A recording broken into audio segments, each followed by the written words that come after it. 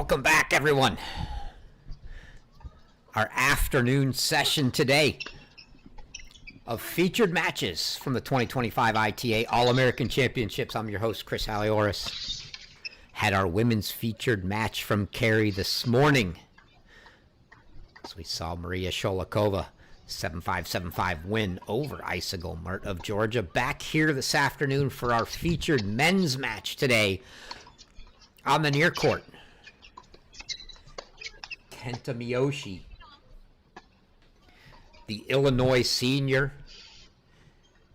He'll be squaring off against on the far side, taking his volley warm-ups right now. Top Nidunjianzan from Princeton, also a senior.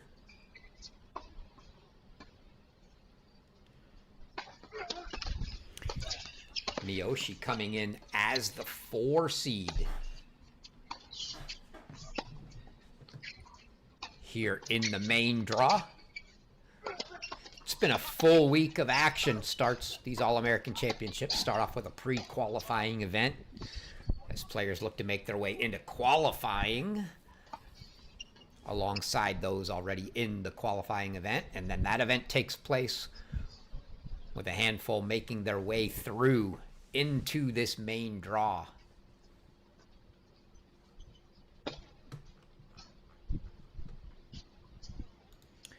Seedings for the main draw done based off the preseason ITA rankings. In those rankings, Kenta Miyoshi starting the year off at number 6. Nidunjianzan coming in at 35 in the preseason rankings. He and teammate Paul Inchaspe been a formidable top 2 for that team for some time.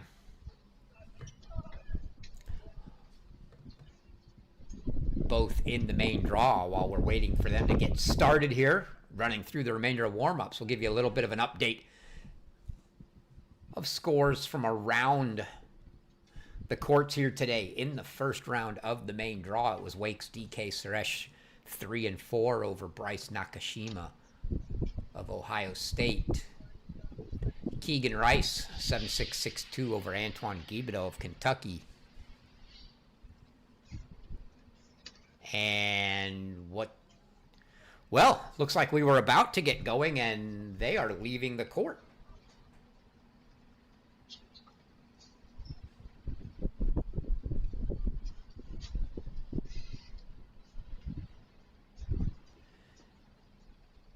They finished warm-ups and left. Can't visibly see weather.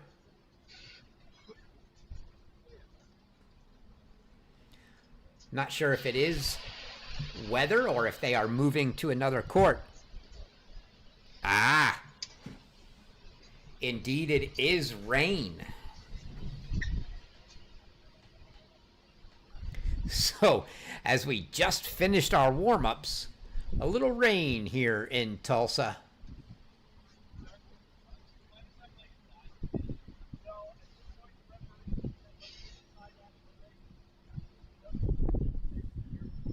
So we're going to have a little slight delay.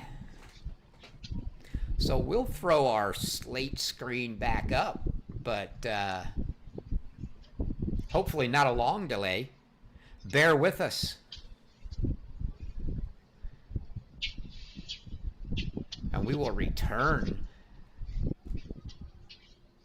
as soon as the weather cooperates.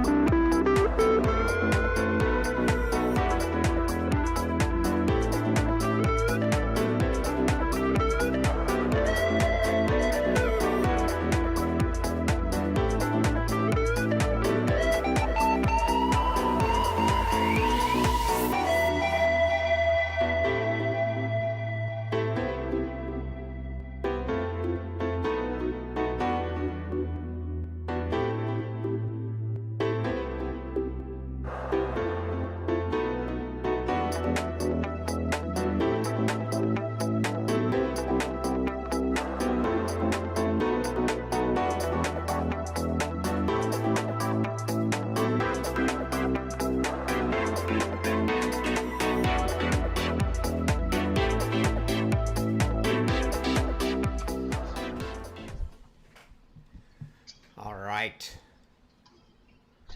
We are back. Very short delay. Thankfully.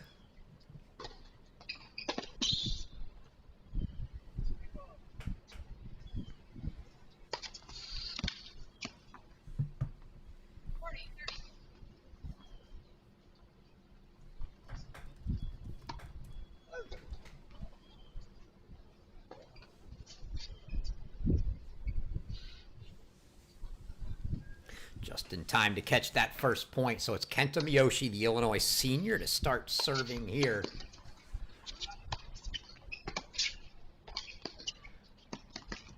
Princeton's top, Nidunjianzan in the far court.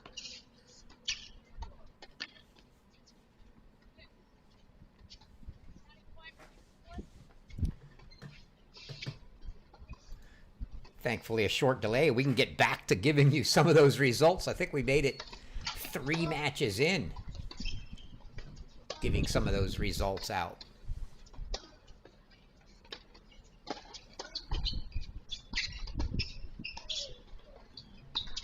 That ball deep.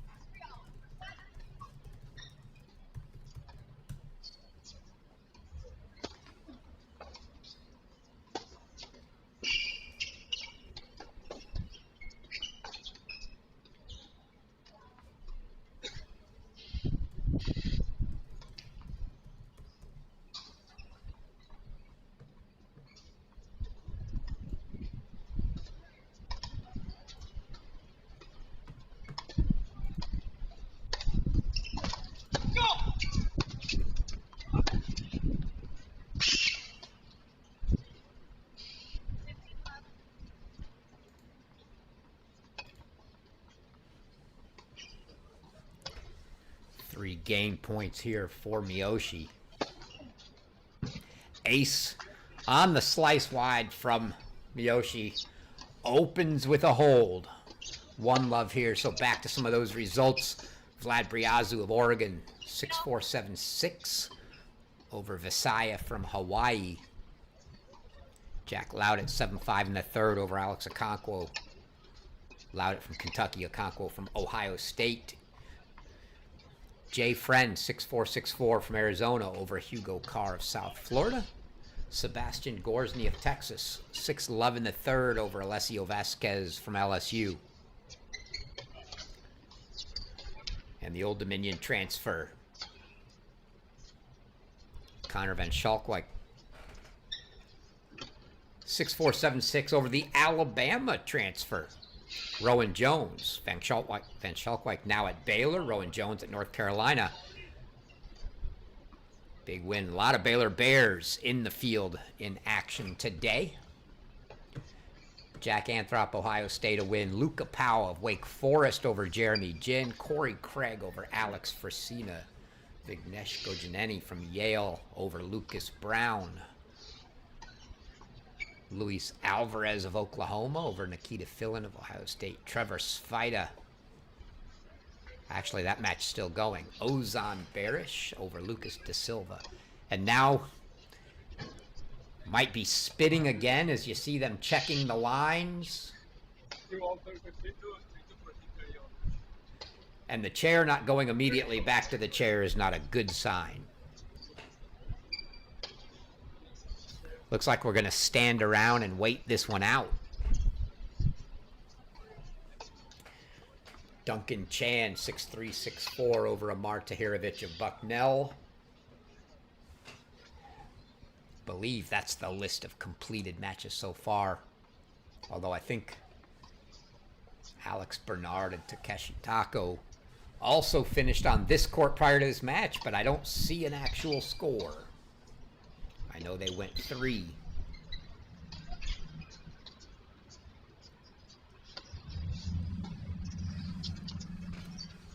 the chair is just going to keep checking lines, and if he's not satisfied, probably going to wait for both players to say, yeah, let's just play. But if that doesn't happen, looks like they're content to walk off. At least Miyoshi is, and now you see Nidunjianzan doing the same. So I think we're going to be in for another delay.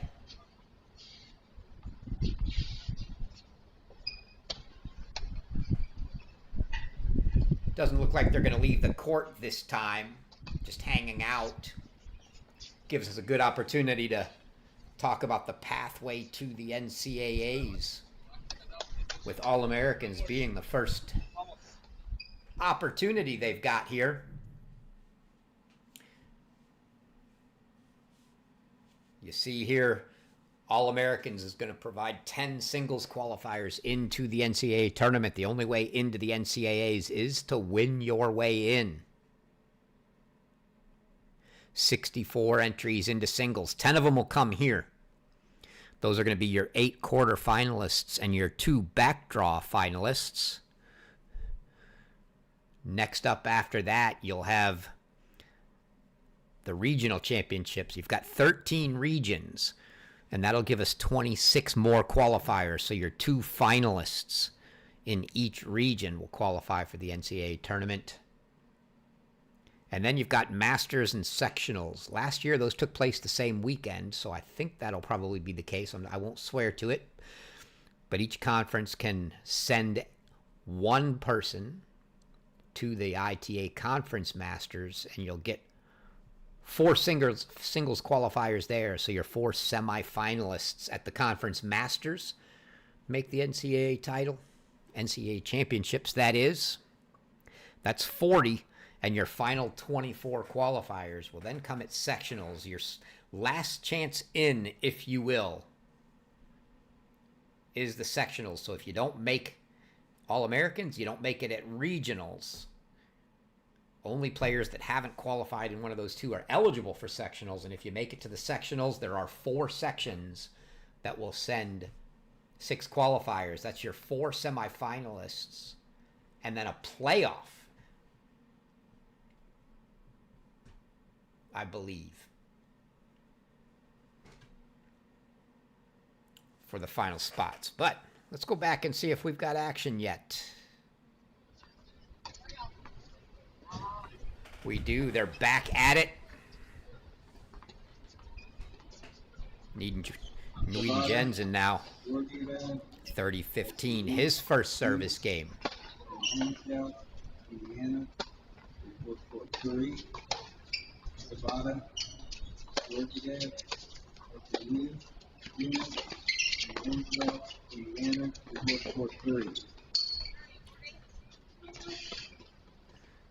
Great play there from Nidunjianzan. Caught Miyoshi off guard. Looked like he was caught me off guard too. Looked like he was going to play a different shot than that. Last second looked to go for that little backhand cross-court slice volley almost. Wrong-footed Miyoshi, so 40-15.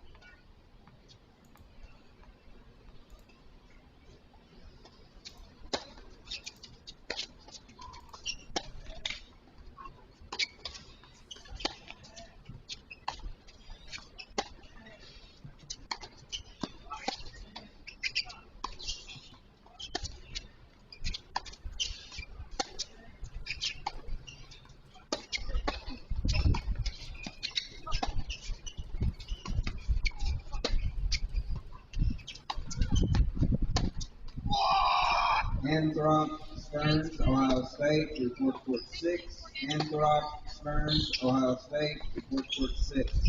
Oh, just wide on that volley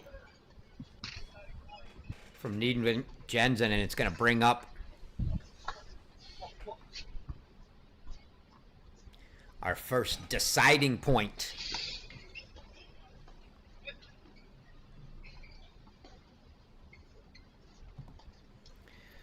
Miyoshi electing to take this one in the ad court.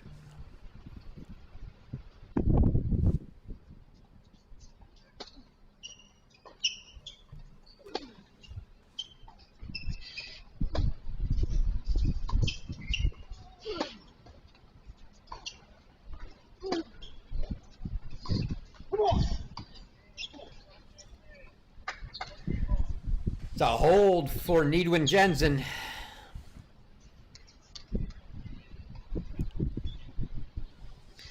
So we square up at 1-all on serve here.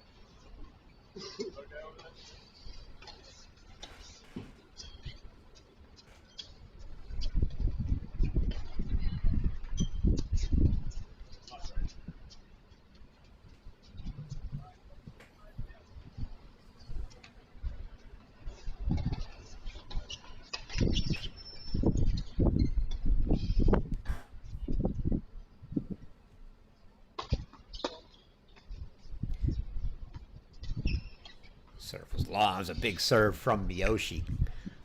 Going a little big on the flat wide.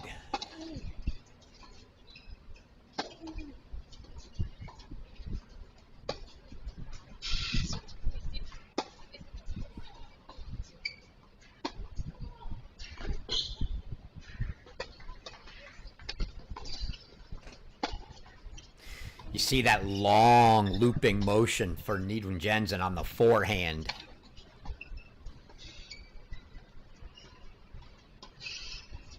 See as this match plays on if Miyoshi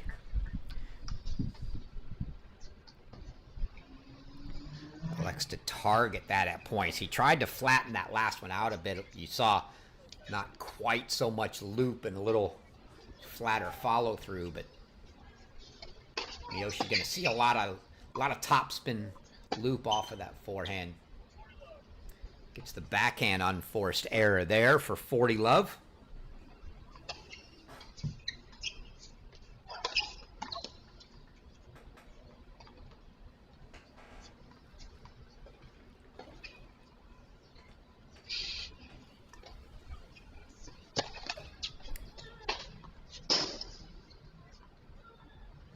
Miyoshi looking to pick on that same spot and probably barely missing. Really tough to tell from the camera angle. That looked good, but obviously was deep. Nevertheless, it's a love hold for Kenta Miyoshi, and he takes a 2-1 lead.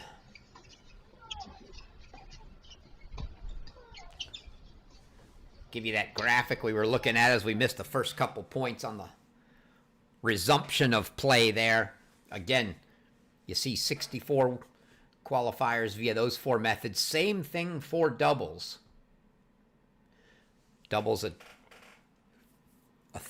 draw of 32.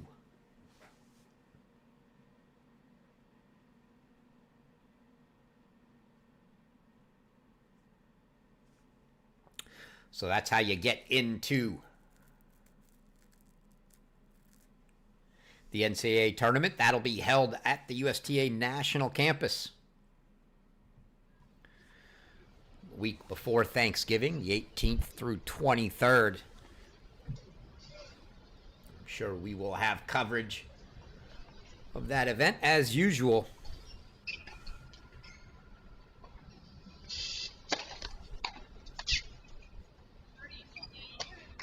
Hopefully that scoreboard updates for us here, but it is 2-1 Kenta Miyoshi here on serve. Nidunjianzan Set to start his second service game now.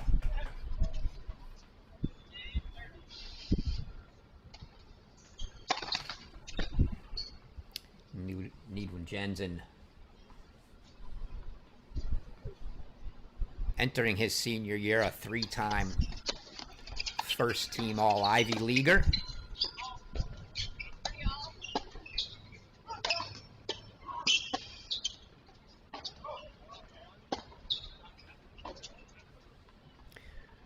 That in singles, I should say.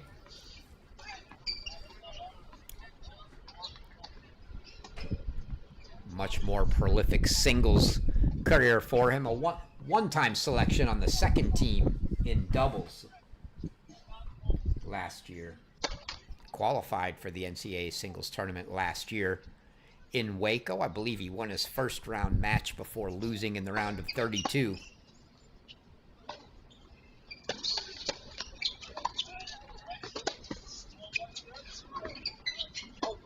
That ball deep.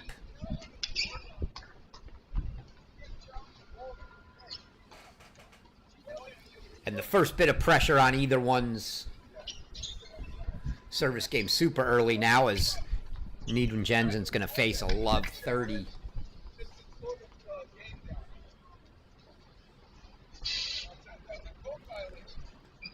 Love 30 hole here. Lots of volume. You hear us picking up from some other courts. Also next to the PA booth as you hear all those announcements come through.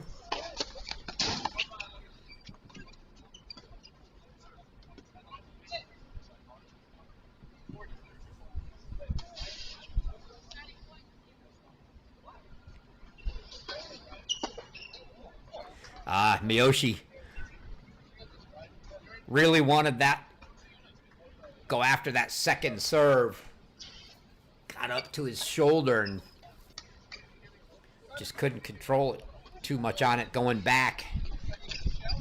So 15-30 now.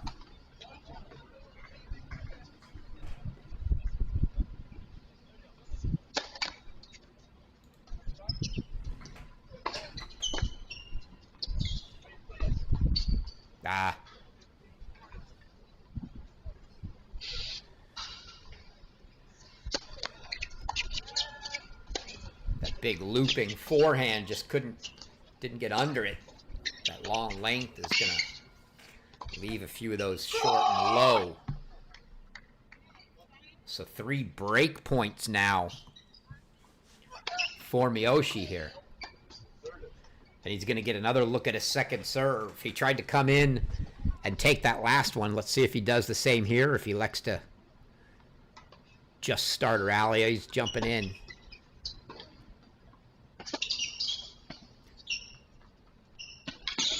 Oh, that was a beautiful pass attempt from Miyoshi, but great anticipation from Nidunjianzan as he covered it and put a little drop half volley back over that Miyoshi couldn't get to. You heard the chair call not up. Didn't land in anyway, but well played from Nidunjianzan.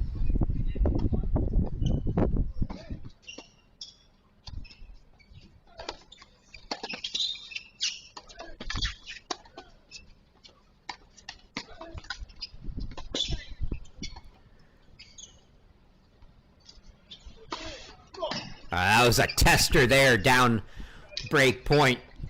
Short overhead with a lot of time to think about it. And no issues whatsoever for Nidunjianzan as he covers that overhead cross court. No chance for Miyoshi to get it. And we're going to have another deciding point here. Nidunjianzan had one in his opening service game, and he's going to face another one now.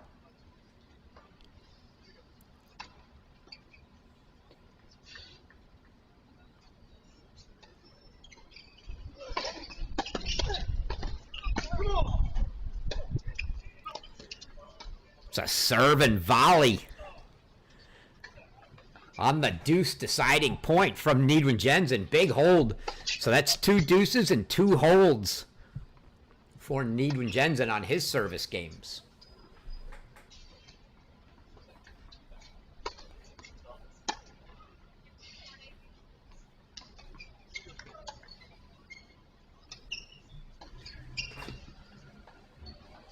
Miyoshi coming off a fabulous junior year. Big Ten Player of the Year was Miyoshi. Unanimous all Big Ten first team selection.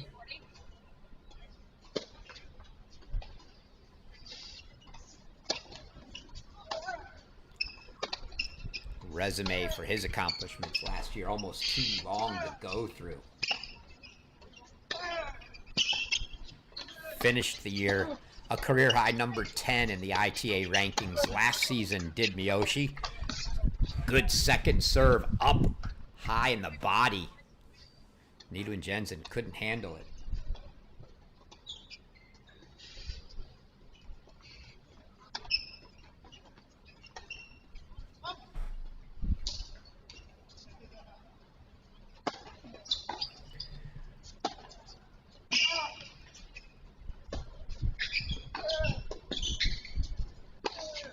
That's well done by Nidunjianzan. Take another look at that one. Miyoshi got the first one back, but you saw Miyoshi wasn't afraid of the lob, just tried to close the net and take some angle away, but he left it so short and up in the middle of the court. Was not a difficult pass, but still well executed by top Nidunjianzan.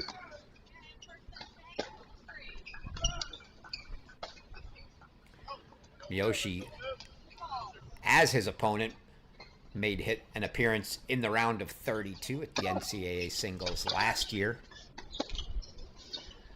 Both of these players winning a round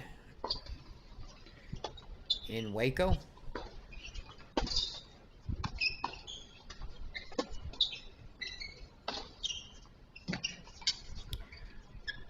And there's that. That's what I'll be watching for here, is that long looping forehand from Nidunjianzan. When he tries to go for one, it's got to have a totally different look to flatten that ball out. Take the loop out. And tough to change to that ball, and that one went well long.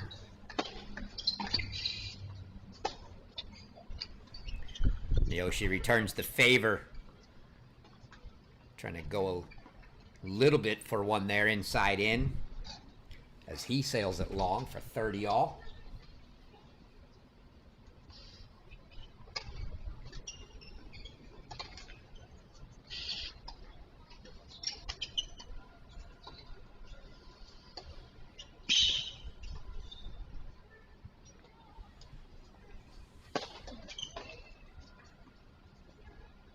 And again, it's still possible for anybody for both players in any first round match to actually qualify for the NCAAs here.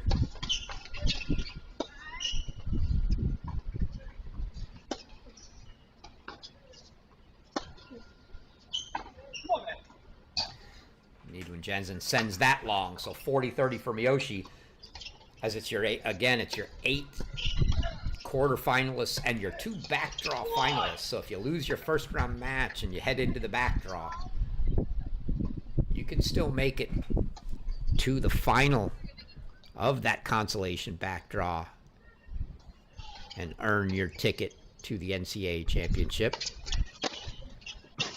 Ace wide for Miyoshi, and he holds for 3-2. If I recall correctly, last year, I'm not even sure how to look it up that quickly, but I believe it was a duo of Arizona players. I think it was Colton Smith and Jay Friend last year, if I'm not mistaken. I'll see if I can go find that, look it up. That made it to the backdraw, and then I think they just didn't play that backdraw final. But I believe that's how they got their ticket to the NCAA Singles Championship last year.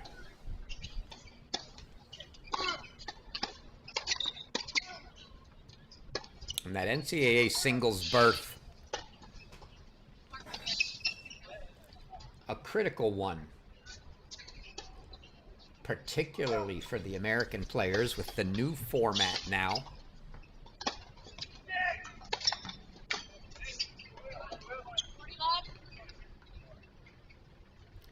Any American that makes the finals of the NCAA Singles Championship will earn, and now we're checking the court again, will earn one of the 4 spots into a U.S. Open wild card playoff. Last year, it was 2 Americans in the final, and that was Ozan Barish. And off the court we go again. Looks like another rain delay. Ozan Barish, Michael Zhang made the final, both qualified for that wild card playoff.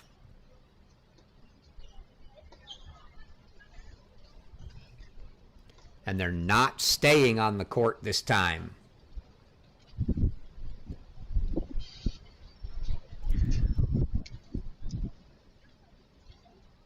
if they're not going to stay on the court, probably more than a minute or 2 this time. So we'll again go into a rain delay.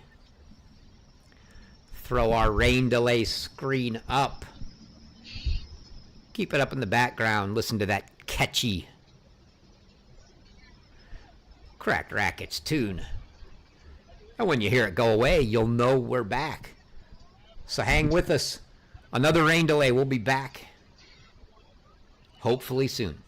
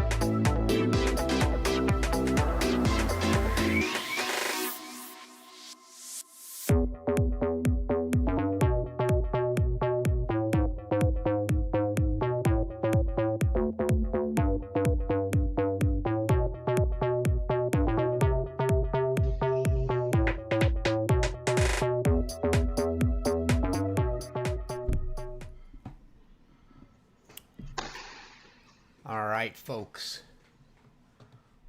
We are back. Warming up indoors. Looks like we're going to need to... Don't think they're going to have scoreboards. I'll get one up. Should be...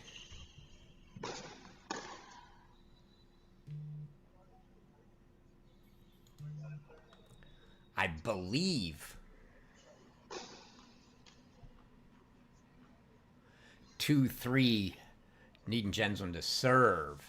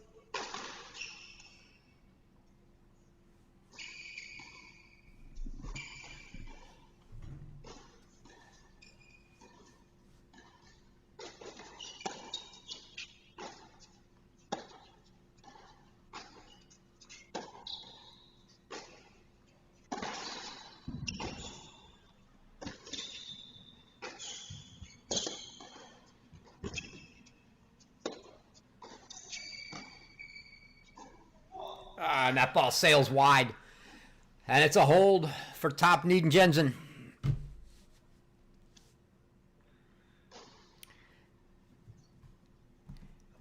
He makes it 3-all.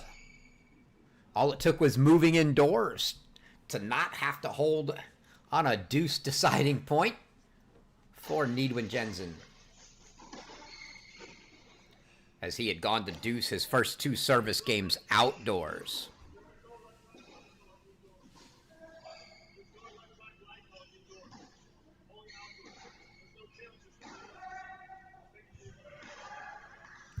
Well, I couldn't hear there, but I'm assuming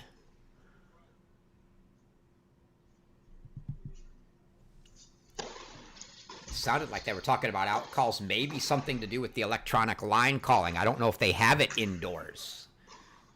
Have to double check on that.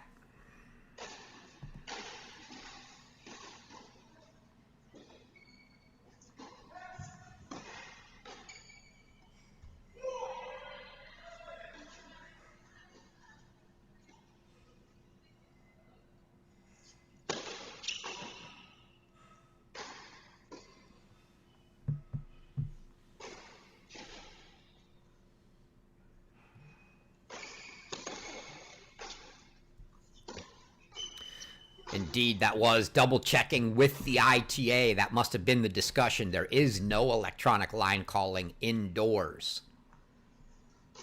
All 12 outdoor courts have the electronic line calling installed, not indoors. So back to the players making their calls and chair official only for the overrules. Apologize, I missed that point. So we'll catch the score update after this one.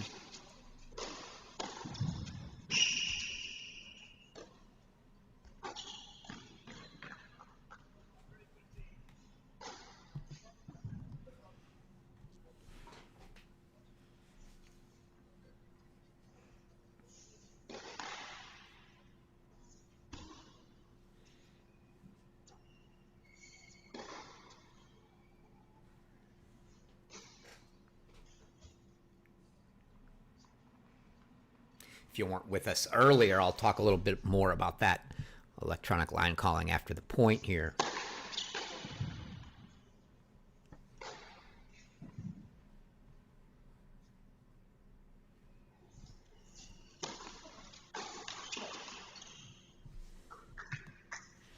So they do have electronic line calling on all outdoor courts.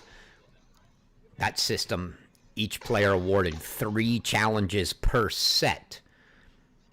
If you challenge and you win your challenge, you retain it. If you challenge and lose your challenge, it is lost and you're down to 2 challenges, then 1, then none, etc. Standard overrule system still in effect. If you are overruled, whether it be by the chair or by an electronic line call challenge that overrules you, you get 1 free and the point penalty system starts after that.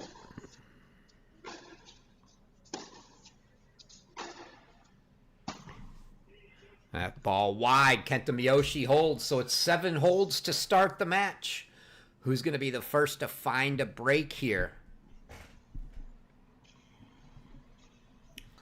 Again, we're going to have our featured match of the day each and every day. Wednesday, Thursday, Friday, that'll be around a 64, 32, and 16.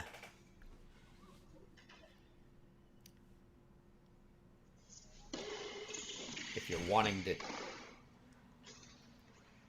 tune in to not only this men's draw, but the women's as well, we've already picked our match for tomorrow.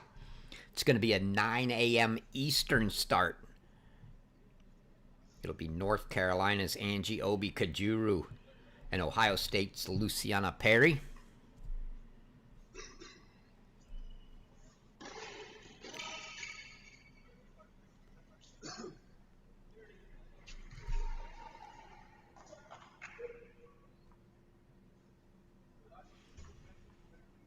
Always like when the tennis gods give those of you who may not know all the players the lefty-righty combo. Makes it easy to know who's who. Had that this morning with Mert and Sholikova. Going to get it again tomorrow.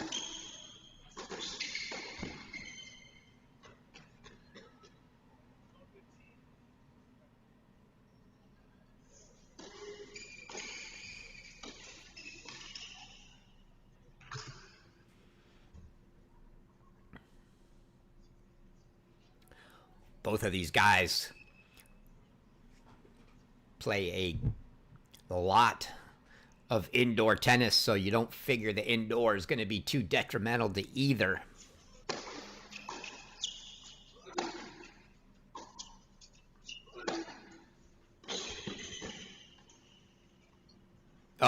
that ball lands in.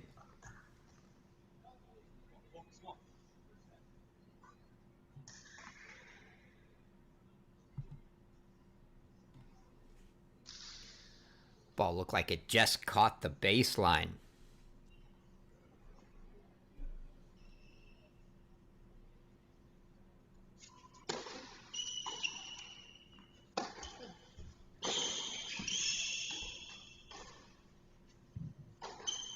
Oh, Miyoshi wants that back. Love 30 look.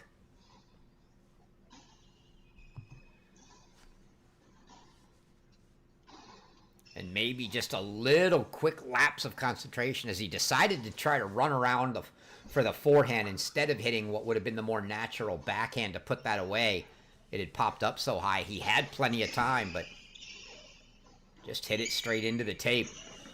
Nidunjianzan thankful.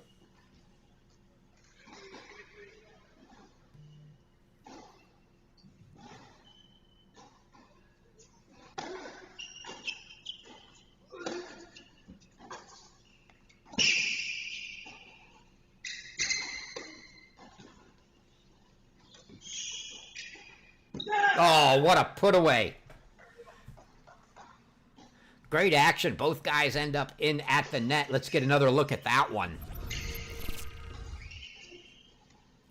So you see that attempted drop volley from Miyoshi short, but he gets a second chance. Doesn't put it away. Nidunjianzan does.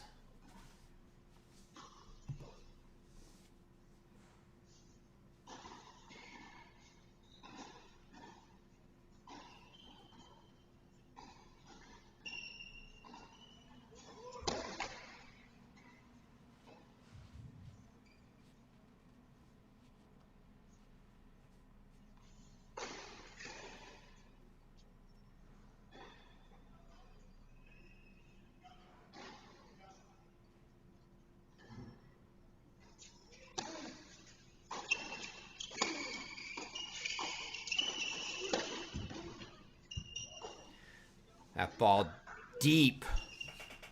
So after fighting out of the love 30 hold, back to 30 all. Nidunjianzan gives Miyoshi another break chance. Miyoshi had him in the first two service games at a deuce deciding point. Here, a couple break chances.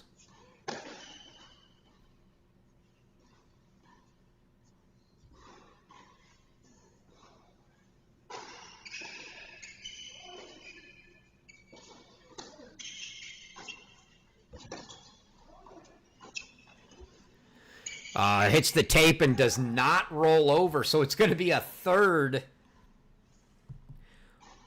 deuce deciding point here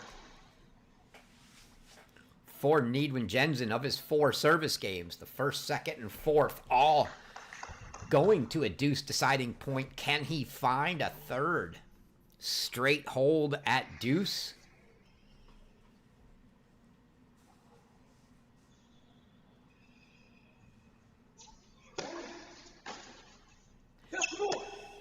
And that ball sails deep on the return, and Nidunjianzan 3 for 3 on deuce deciding points on his serve now. And nobody knows where we're going to end up, but should this first set end up going Nidunjianzan's way, Miyoshi going to be kicking himself after all these break chances he's had. Certainly feels like he's getting the better of the set. I don't believe he's faced a break point. He's had many on the Nidunjianzan serve and hasn't cashed in.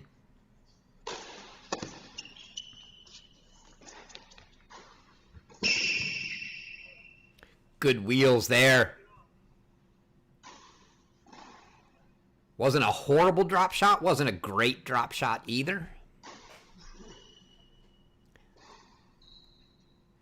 And one that, frankly, after showing off those wheels, might make Kenta Miyoshi think twice about trying to employ that drop shot. Easily covered by Nidunjianzan.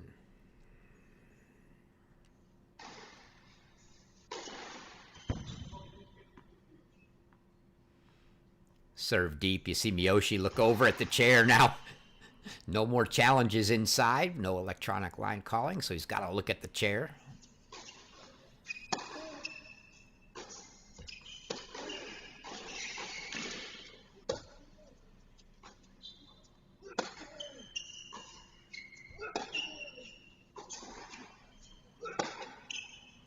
Some good depth from Nidunjianzan there, but overcooked. The last one a little wide.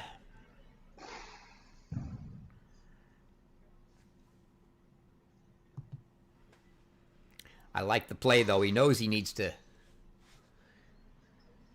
keep some pace and depth on that ball.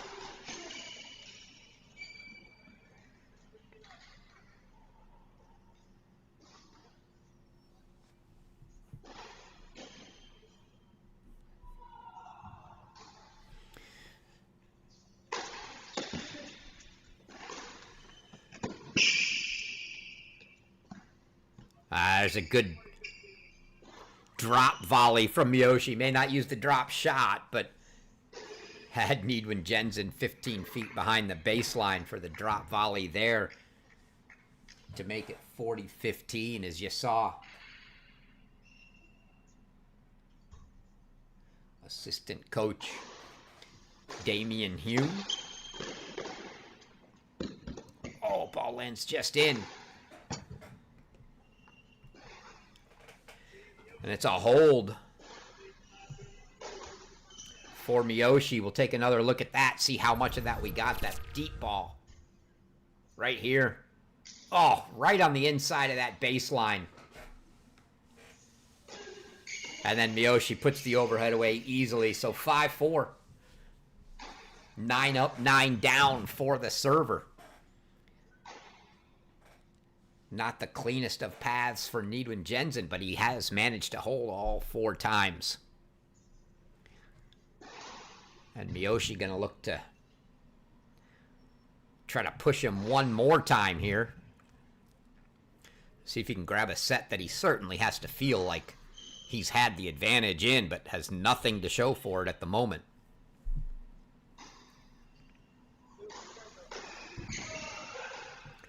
See doubles action next door.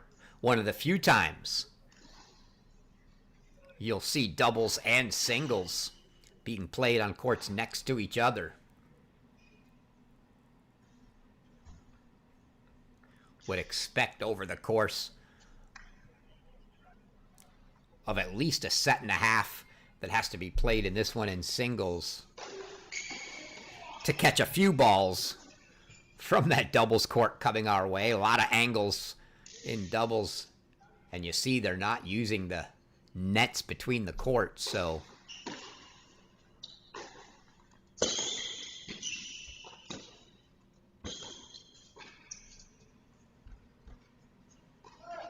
oh, the athleticism from Nidunjianzan there. Fantastic. Looked like we had a little game of pickleball about to break out as they were both going with the finesse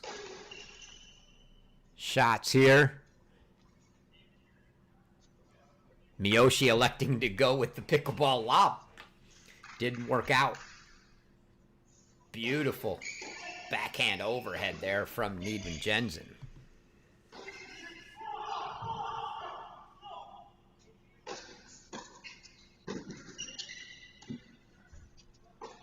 And another serve and volley from Nidunjianzan. He did that on one of the break deciding points that he had. I believe it was the 1-2 game.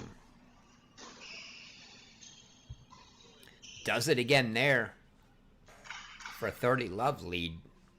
Maybe even a little more effective indoors now. Have already seen that. Had a few more net approaches, and here he comes again.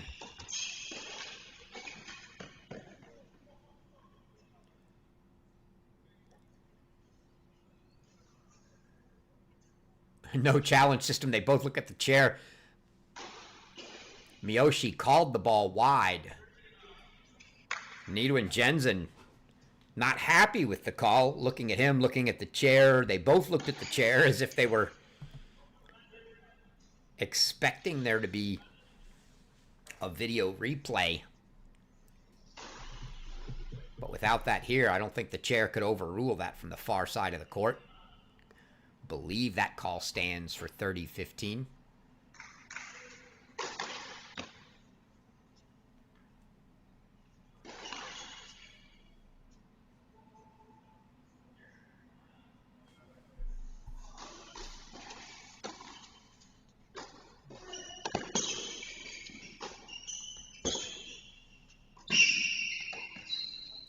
Miyoshi anticipated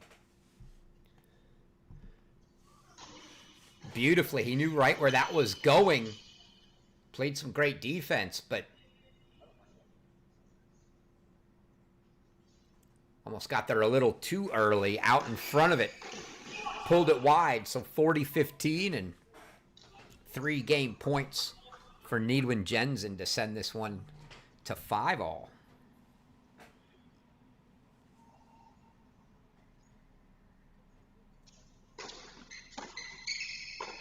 Another serve and volley, easy put away.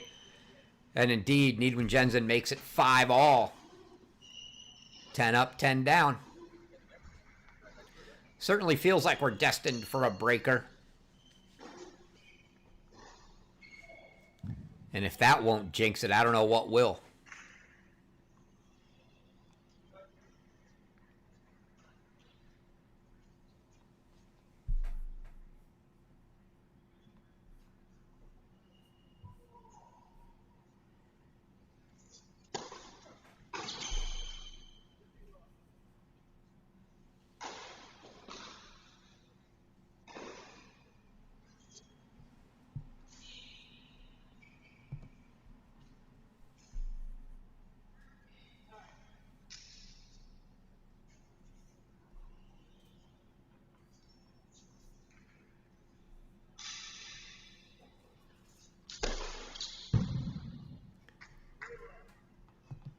Ace T. Not even really on the tee, just a good serve there. Not obviously what Nidunjianzan was looking for.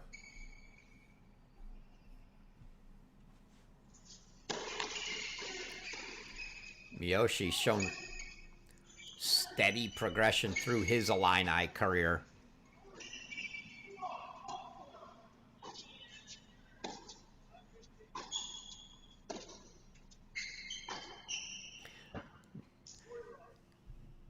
Love. Nidunjianzan elects to try to tee off on a backhand there, misses wide, so 40 love.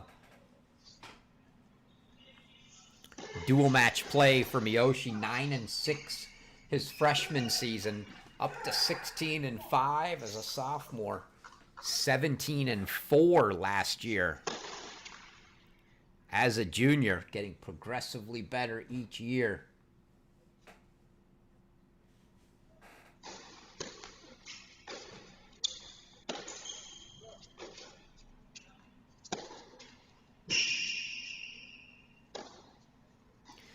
And there's a love hold for Kenta Miyoshi, so he takes a 6-5 lead. And it looks like we've got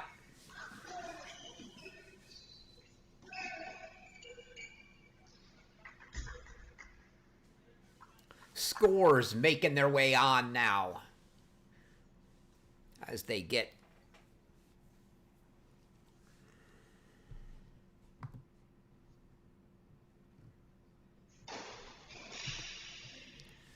things squared away indoors here, so we can take our manual scoreboard off the screen.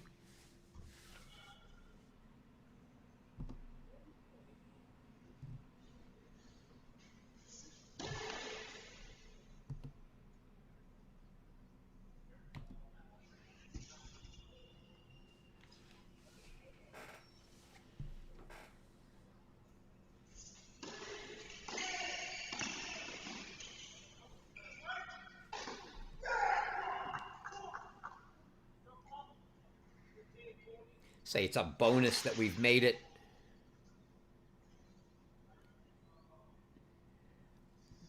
this far without catching a stray ball from that doubles match.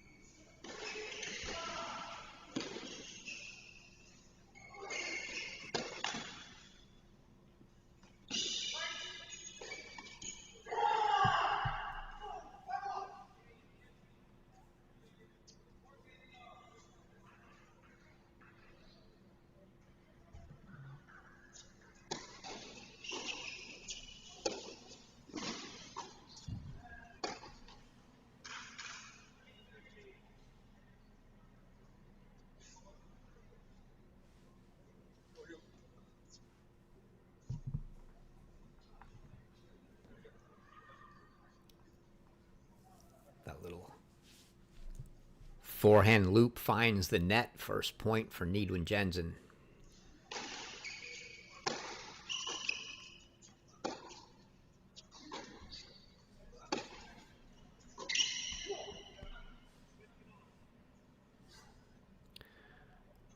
He definitely looks to be the more aggressive now with the move indoors. Saw 3 serve and volleys in his last service game. You see him put the pressure at love 15 there on Miyoshi with the approach. See if we catch another serve and volley here. He's definitely got that get to the net mentality right now. Here he comes again. He missed that volley. You saw he thought about it on the serve. Wasn't good enough. Stayed back. Hit the +1 and came in, but missed the ball.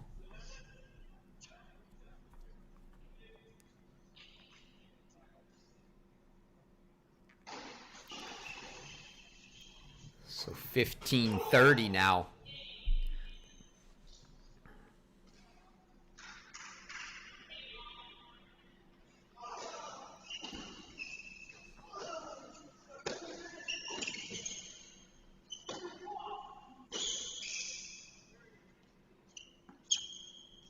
Right on the baseline.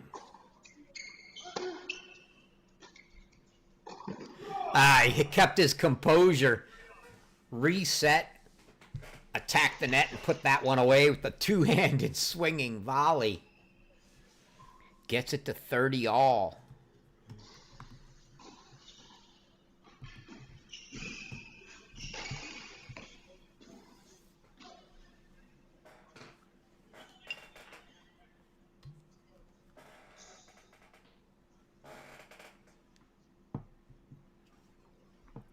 So a big point here, as after this one, it'll either be a set point for Miyoshi, a couple set points for Miyoshi, or a couple points for Nidunjianzan to send it to a breaker.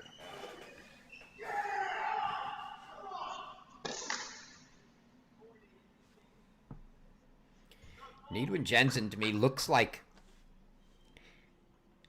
kind of like the option quarterback. He looks like he's got the option to serve and volley, and he's looking to see how good the serve is before he decides whether he wants to follow it in or not. And oh no, a double fault at 30 all, and not particularly, not that there's ever a good one, but that ball was below the tape, not close. His coach Damien hands him the ball. Little advice as he's going to face couple break points, set points now for Kenta Miyoshi.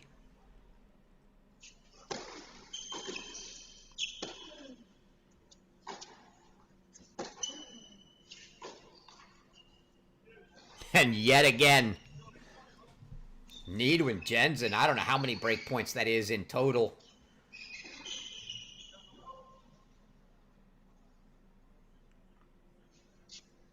Guaranteed 5, but I think it's 6, possibly even 7 now that Nidunjianzan's fought off.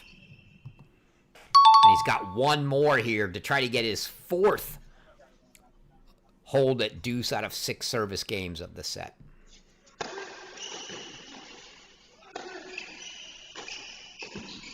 Oh, and he missed the volley. He got exactly what he wanted. Serve volley came in, got a nice shoulder high backhand volley and just flat pushed it wide. So the first set goes the way of Illinois' 4th seeded Kenta Miyoshi. And that's 3 sets on our featured matches today. And we've seen nothing but 7-5s.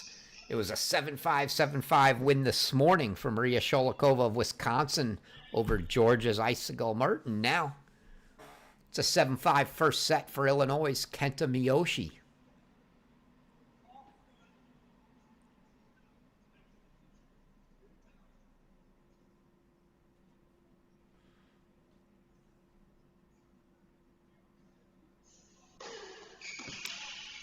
Some active talking there on the Miyoshi bench closest to us. Not much going on. The Nidunjianzan, gotta believe,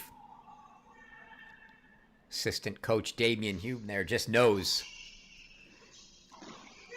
Needed to just leave Top alone for a minute.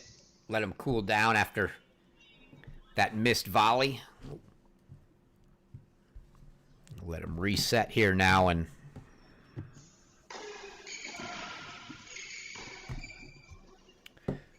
try to right the ship here in the second. Again, if you make the quarterfinals here at All-Americans, automatic qualifier into the NCAA Singles Championships in November at the USTA National Campus. Quarterfinals means you got to win your first 3 matches. So these guys both looking to get at least 3 straight wins. If you don't, have no fear. You can enter the consolation draw, and the 2 finalists in the consolation draw also can punch a ticket into the NCAA Championships in November. Again, that November 18th to 23rd at the USTA National Campus in Lake Nona, just outside Orlando there in Florida. Hopefully, with any luck, we will be there on site with coverage as we were last year in Waco.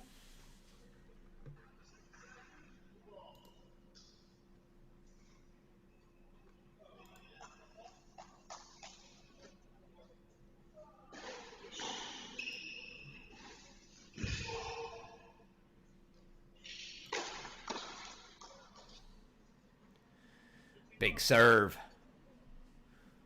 from Kenta Miyoshi to open up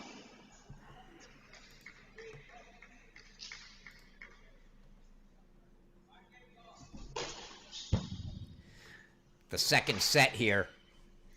Also give you a look at, based off most of our first round completed now, we can talk about some of the second round matches. That ball wide. Most importantly, of which, with regards to these 2 gentlemen, is who they will be getting, and the winner of this match will indeed face Ohio State's Lauren Byers, the Penn State transfer. It's a great return there from Nidunjianzan, 15-30. Byers, a 6-3, 6-4 win over Arkansas's Lucas Palovich. I think we just saw that one finish indoors like this one.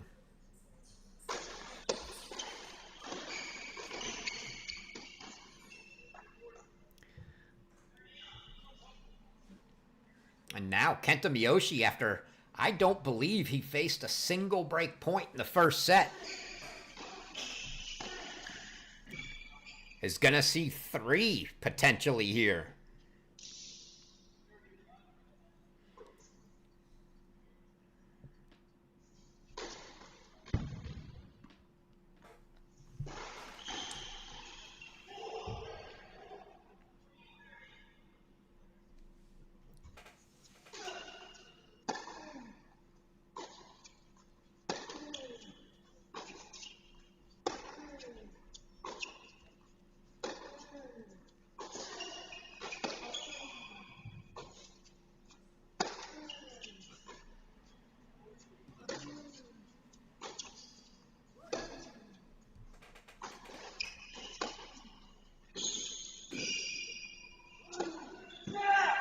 And it is a break for Top Nidunjianzan to open up the second. Didn't see any break chances in the first set. Takes advantage of the first one.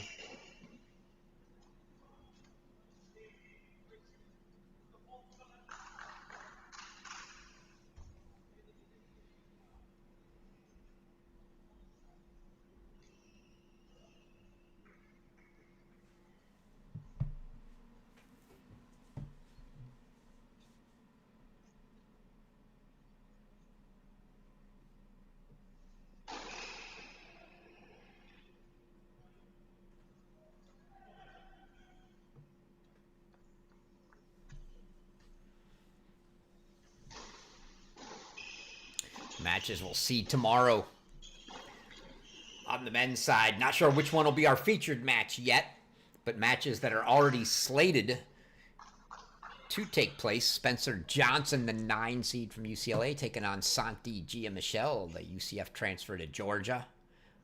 Johnson, the beneficiary. I haven't heard the story yet, so we'll have to look for that one as a hopefully Alex Gruskin had that on his stream. But Johnson was down 5-4 in the third and won the match on a default from the point penalty system, meaning Oscar Lacides of Oklahoma either received a match penalty because he was up 5-4, so it couldn't have been a game, meaning that would have been his 4th overrule. First overrule is a point. Well, first is a freebie, second's a point, third's a game, 4th is the match.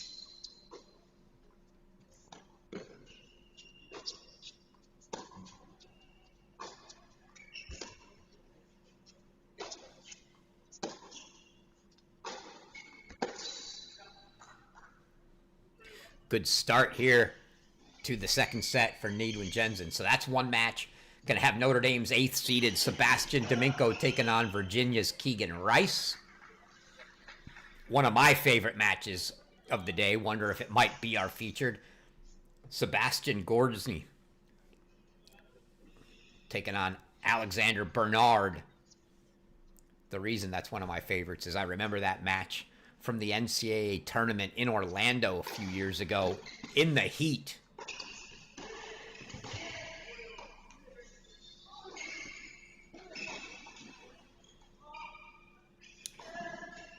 Have Michigan State's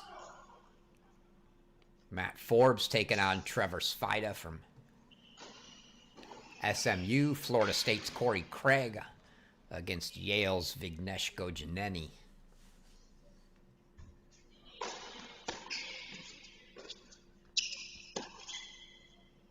And it's a love hold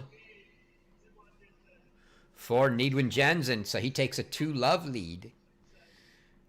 And we got Devin Badenhorst of Baylor taking on Luca Powell from Wake Forest. Jack Loudett taking on Ozan Barish of Michigan State. Loudett from Kentucky. UCLA's Emin von Lobensells takes on Texas's Sebastian Erickson.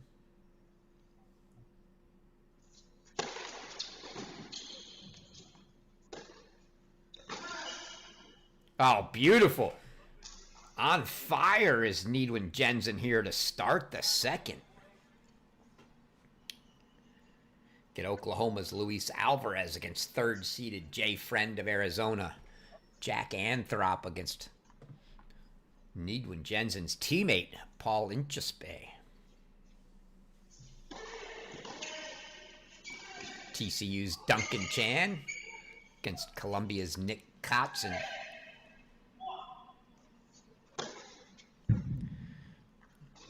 DK Suresh, our top seed from Wake Forest against Vlad Briazu of Oregon. A few more matches not quite filled out yet, with some singles action still going. Miyoshi trying to stop the momentum here.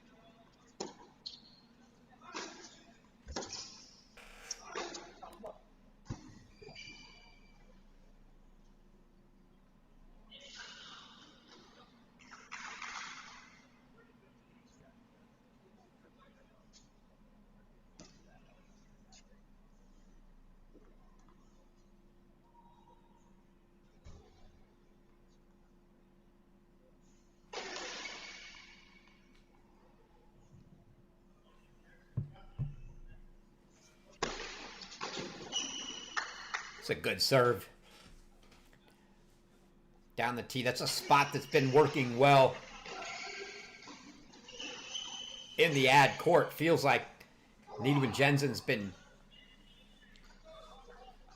thinking he's getting a backhand, and he's been either caught out of position for an ace down the tee, or they're just not able to time it well. A couple big serves to finish the game for Miyoshi, so he's on the board down a break. But 1-2 here. Now 2-1 for Nidunjianzan.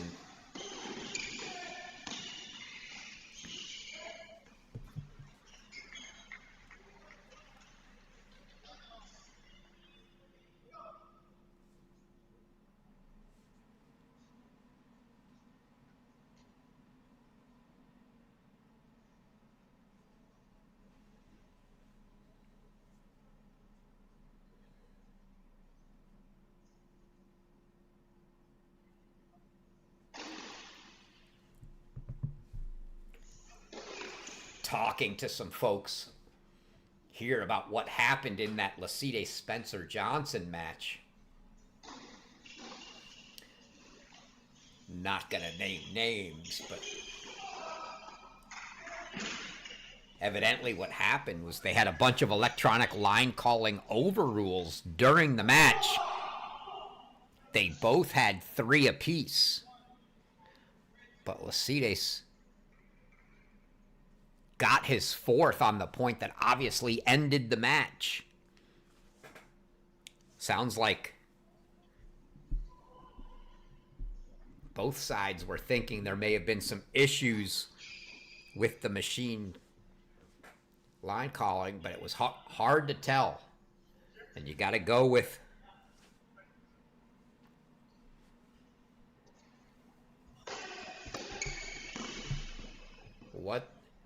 what's in front of you, and it was the machine making the call. So unfortunate way to end a match. But that was how Spencer Johnson made it through.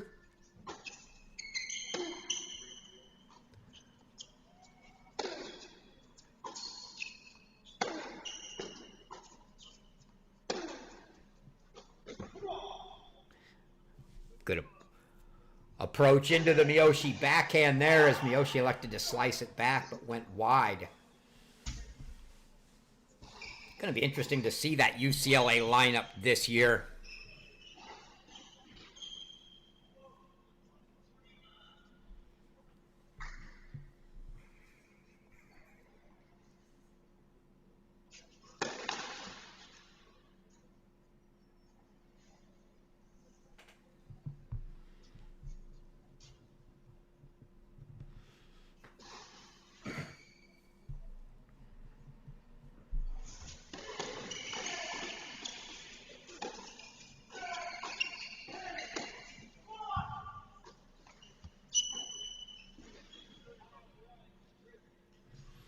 Mentioned that UCLA lineup. Interesting, especially from Kenta Miyoshi's viewpoint, as Miyoshi figures to be at or near the top of the lineup. I would say he's the clear number 1 under any normal circumstance, except for the one you've got at Illinois this year, because they bring in standout.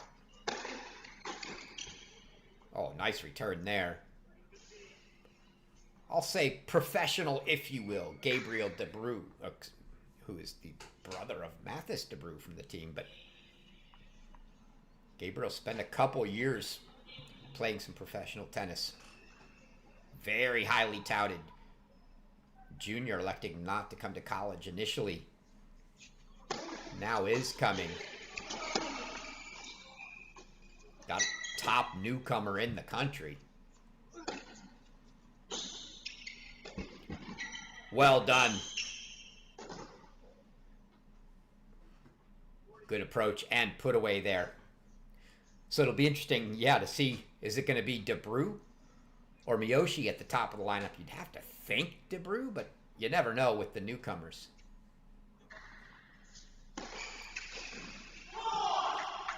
And they now have UCLA in the Big Ten with them. Spencer Johnson, an interesting story from last year, who was playing #1 for UCLA and then got hurt and was out for a while. And that's a hold for Nidunjianzan as he takes a 3-1 lead. And upon return from injury, Johnson was slotted down at the bottom of the lineup, finishing the season in the NCAA tournament at the #5 spot for them. So, see, with him back and fully healthy, will be interesting to see, as they had Emin von Lobensels and Rudy Kwan. The top, another big ace tee from Kenta Miyoshi.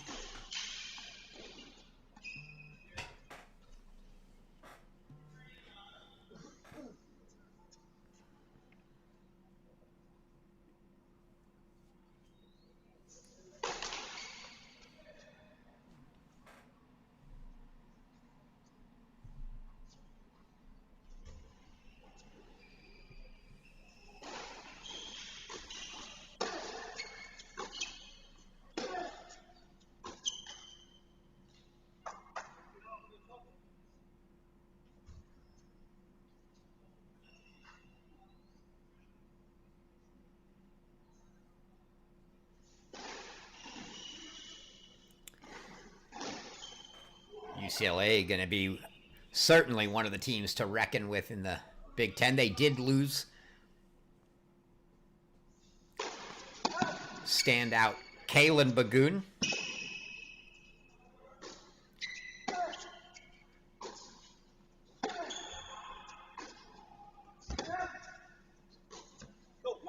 That ball missed wide.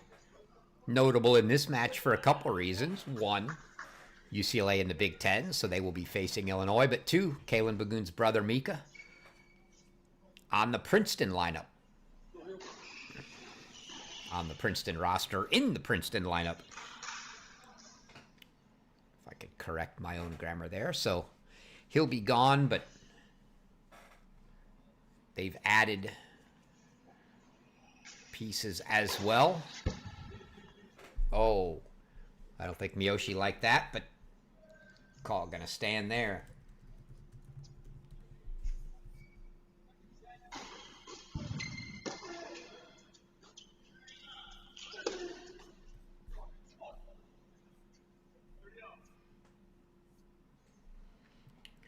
So no Bagun, but they do add a good piece in Andy Wen transferring in from UC Irvine, does UCLA. Big Ten going to be... It's gotten a lot more interesting now with the addition of Washington, Oregon, UCLA, and USC.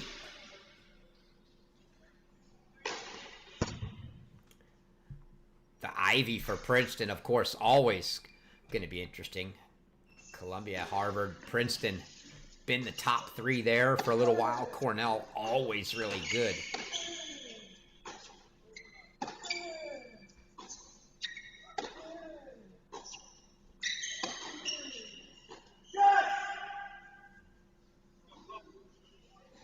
And top, Nidunjianzan.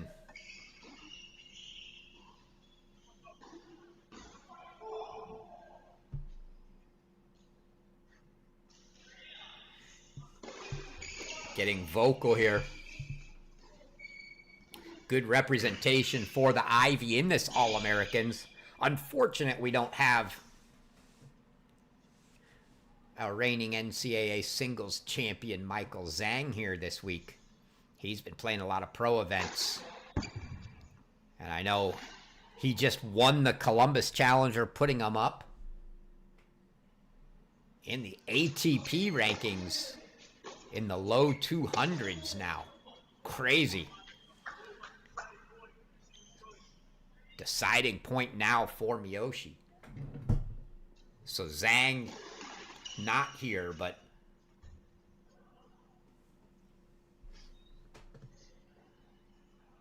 teammate Nick Kotzen is, who won his first round match. Inchas Bay and Nidunjianzan.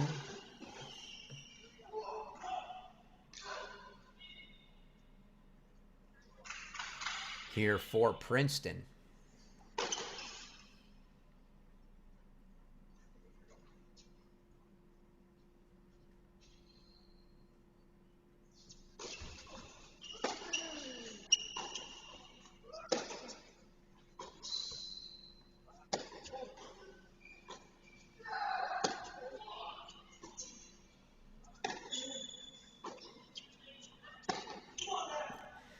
And that forehand finds the middle of the net. I think that's the spot Miyoshi's not an easy one to pick on, but I think that's the spot you've got to go to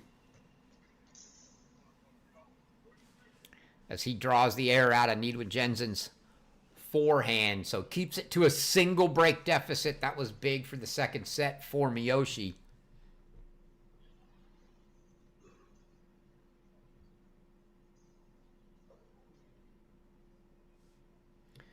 Also have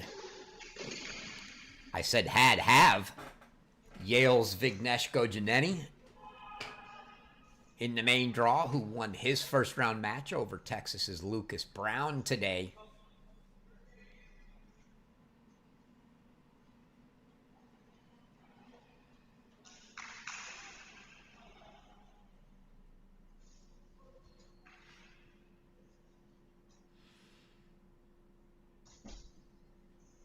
I think that rounds out the Ivy League. Gojaneni, Kotzen, and the two Princeton guys.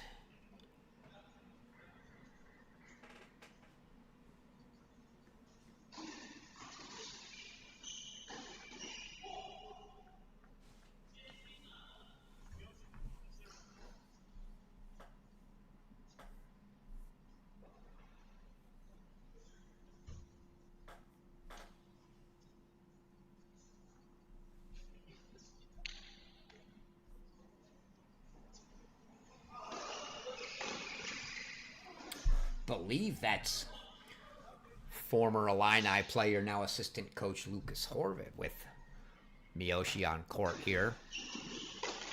Coach Dancer with a couple of former players on staff, and Horvath and Tim Kopinski.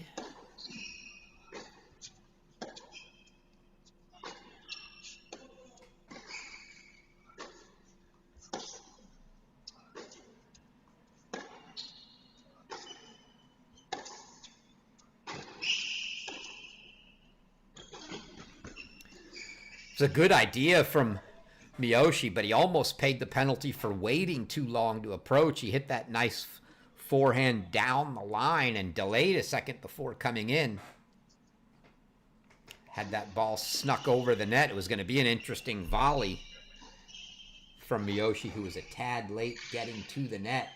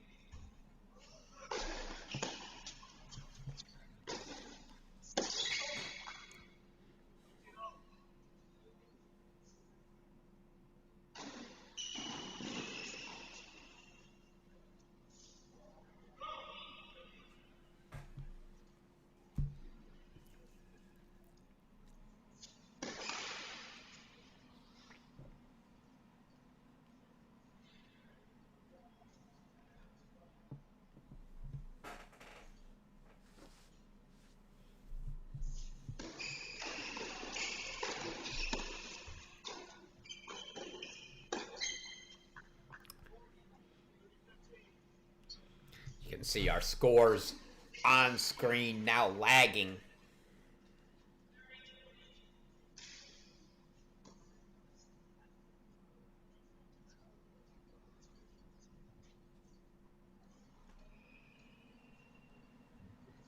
I believe it's 30-15 at 3-2 here for Nidunjianzan.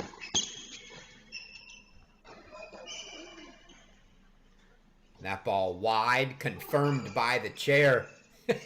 Nidunjianzan still doesn't believe it. It wasn't a hard ball. So not that tough to see, and it was right on the line in front of the chair. So you got to think he had a good vantage point.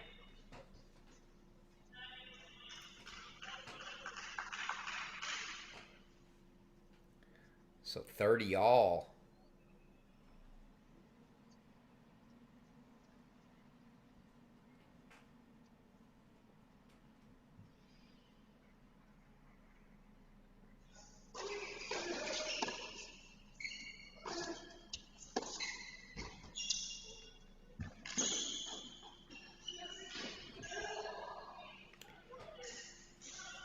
Easy put away. I say easy. Nidunjianzan made that one look, I think, a little tougher than it needed to be with that sort of inside out overhead push just to make sure it was in the open court. Had a lot more room than that, but makes it 40-30 now. A couple game points to keep that break lead.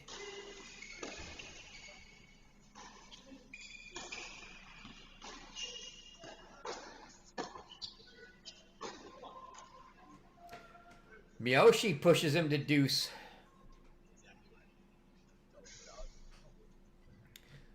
So I believe now the 5th service game of the match for Nidunjianzan that's gone to deuce.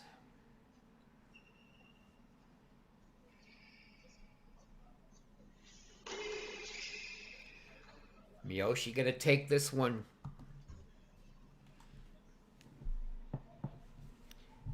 In the ad court.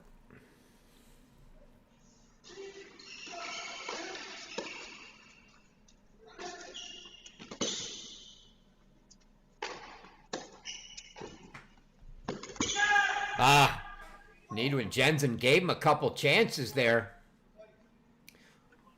but puts the overhead away for a 4-2 lead.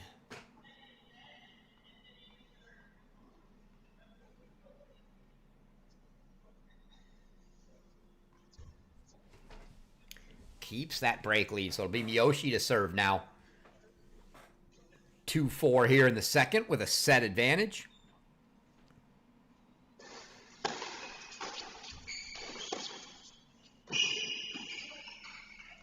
Oh, I don't know what Kenta Miyoshi's doing there, standing in no man's land. Looks like he wants to come in, can't decide if he wants to or not based off the ball he hits, and then just stays halfway between the baseline and service line. Got bailed out by the long ball from Nidunjianzan there, but halfway between the service line and the baseline, not a spot you want to get caught.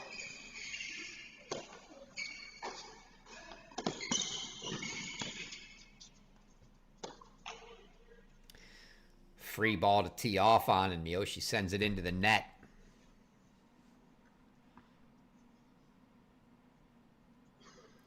It was the pressure there from Nidunjianzan coming to the net that forced the error from him.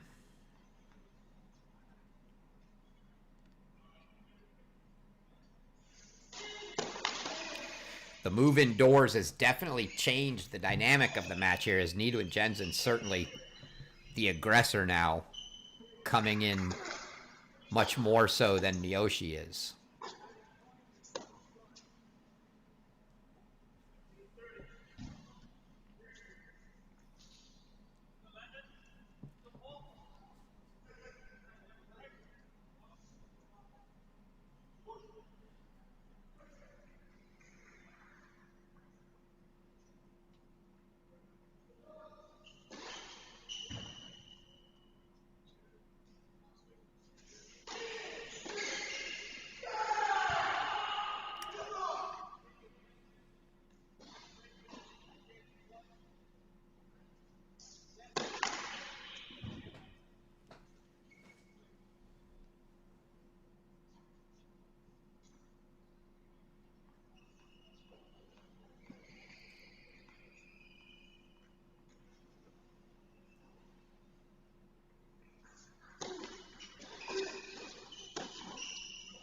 And there's a good forehand from Miyoshi. Desperately needing to dig himself out here. Keep it to a single break deficit. He's had plenty of chances to break Nidunjianzan in the match. So you got to feel like if he could keep it to a break deficit, he'll get chances.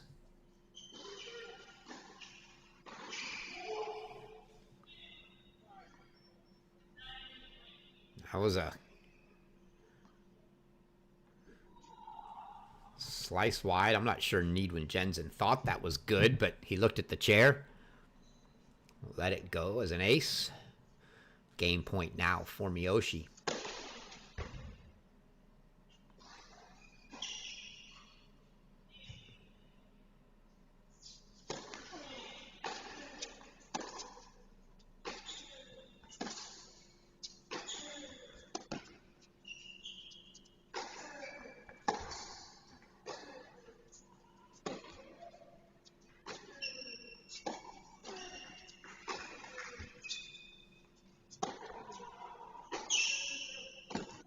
Oh, what a forehand from Nidunjianzan there. Take one more look at that. Push deep into the forehand corner and hits a rocket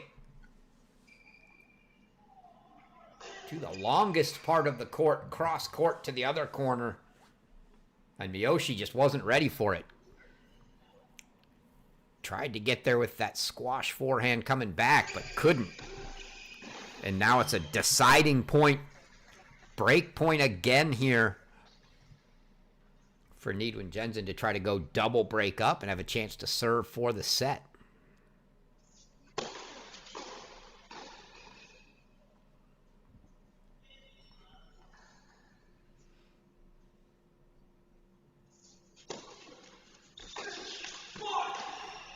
And Kenta Miyoshi going with the rare second serve, and volley at deuce. Down 4-2, gets the hold. The surprise factor alone, I think, is what drew that one into the net. Second serve, and volley. I'm not sure Miyoshi's served and volleyed in all this match, if more than once or twice. It's been Nidunjianzan that's done that when it's happened. So, 4-3, still a break lead for the Princeton senior. Top Nidunjianzan.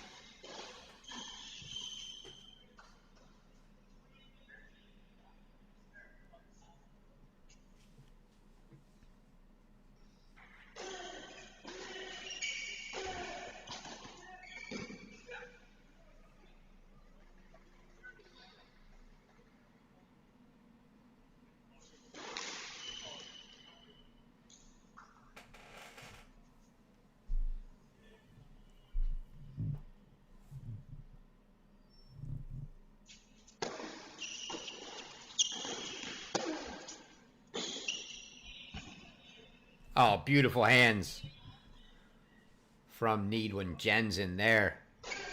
Take another look at that touch volley. Good inside-out forehand, and then, just a little touch, and Miyoshi knew it from the second he hit it. Not a chance to get there.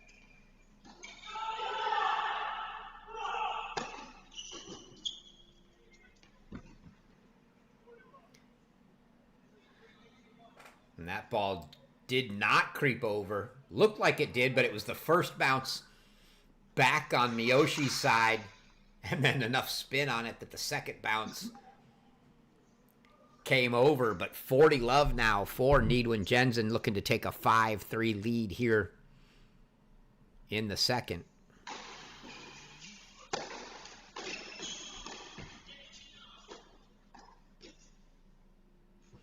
That serve right on the tee, but you can see it in the motion there from Nidunjianzan. He let that volley play him, ate him up. Got too low, got under it, popped it up, went long. Just about everything they try to tell you to do on a volley, or everything they try to tell you not to do, is what Nidunjianzan did on that one.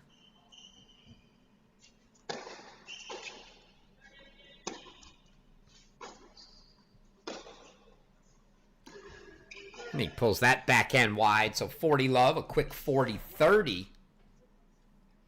But still a couple game point chances here for Nidunjianzan.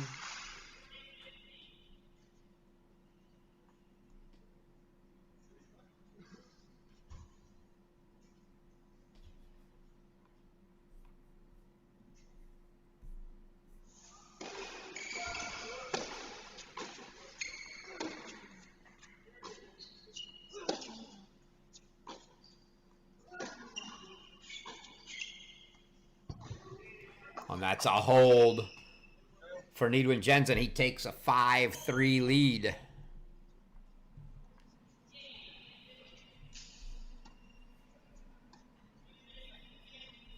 The Chinese native, if you look at the roster, he's listed from Bradenton, Florida, only because he went to IMG, trained at the academy there in Bradenton, but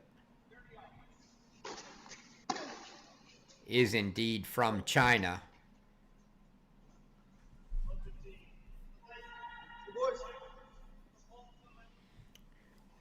Nidunjianzan in his junior career was the number 2 ranked junior coming out of China.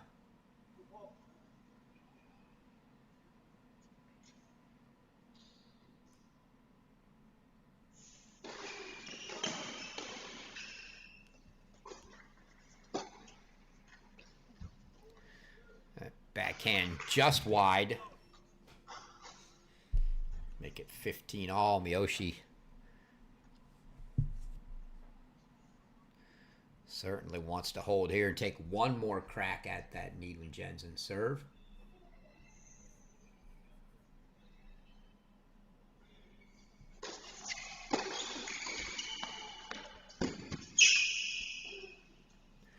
Well-placed volley down that backhand sideline by Miyoshi there to make it 30-15.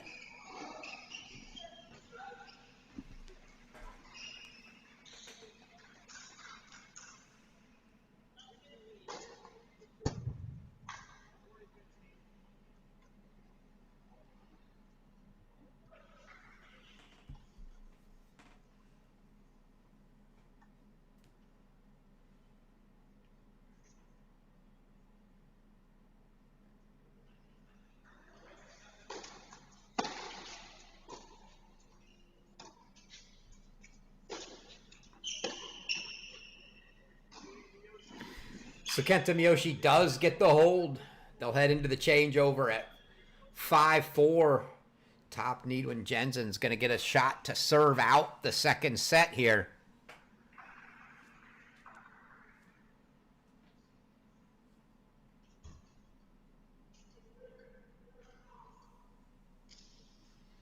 Give you one more glance here at the pathway to that NCAA individual championship tournament for singles and doubles. We're watching the singles here, so we'll focus that. Your 8 quarterfinalists, 2 backdraw finalists from the All-Americans will qualify. Then your 13 regions. If you make the finals of the singles in your region, qualify for the NCAA tournament. There's 26 of those, and then your 4 semifinalists.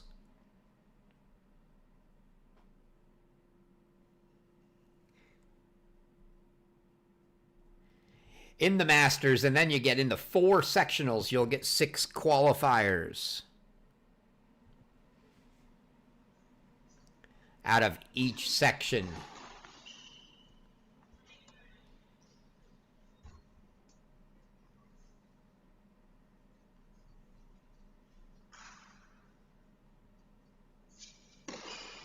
So that'll be all 4 semifinalists, and then of your 4 losers in the quarterfinals, they will have a playoff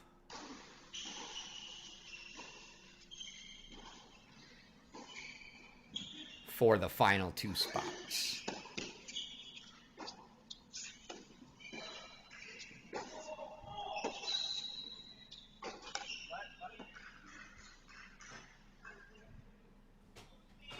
And that's how you're going to get your 64 qualifiers for the NCAA Singles Championship.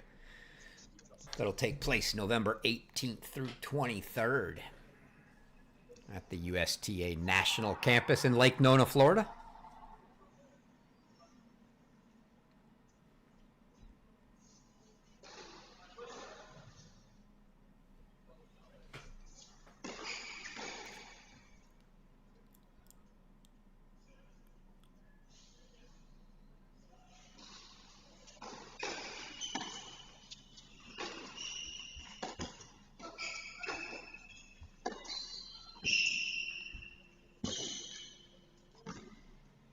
Well played there.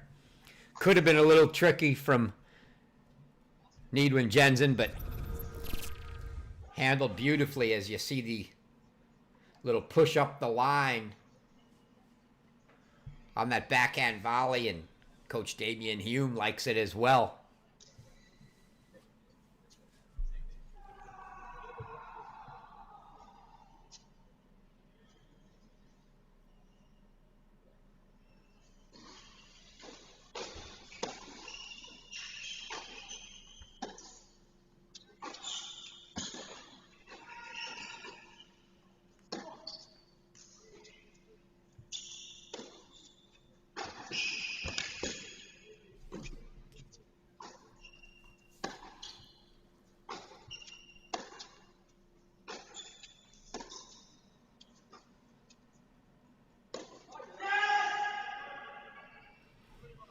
Just a total let up on the backhand there from Miyoshi.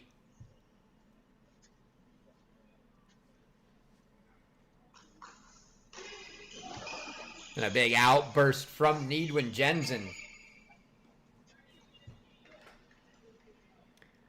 as he's now 2 points from leveling this match at a set apiece.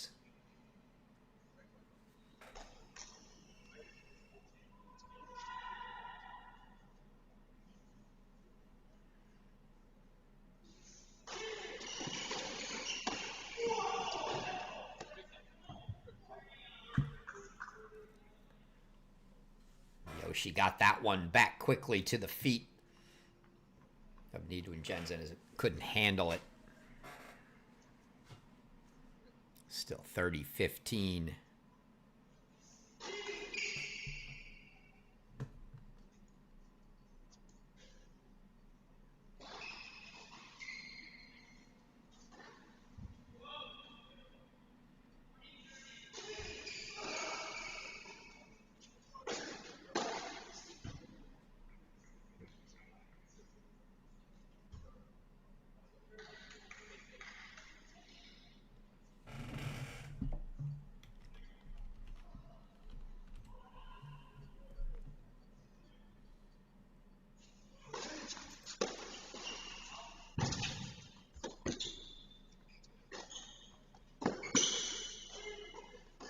Just so solid from Nidunjianzan. Now set points coming.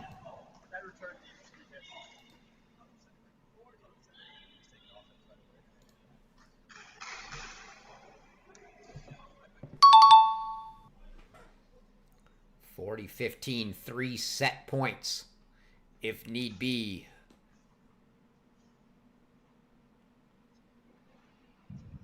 for the Princeton senior here.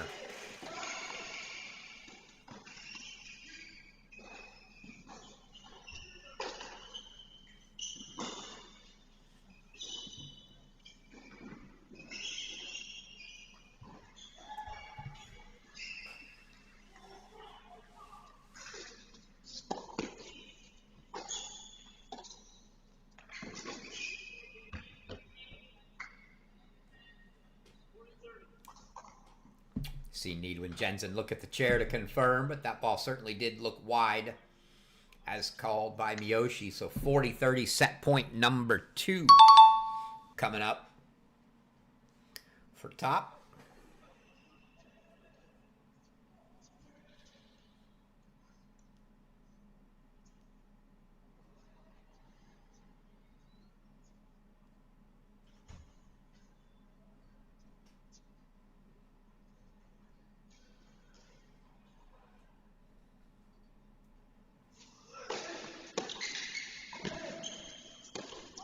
And that is a set for top Nidunjianzan. Excuse me, as he takes the second set 6-4, and we're level at a set apiece.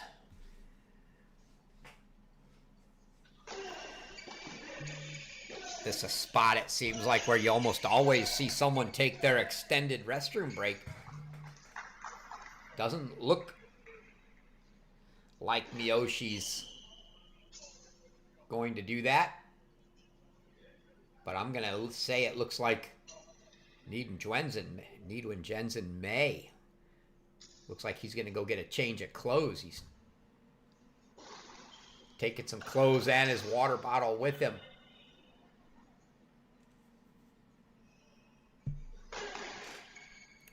Miyoshi getting a shirt change, but doesn't look like. Clearly, he'd need to leave the court if he was going to change the shorts. Which is what it looks like top Nidunjianzan is going to do. So we'll get a couple minutes here. Gets 5 minutes to make that run to the restroom and back to change.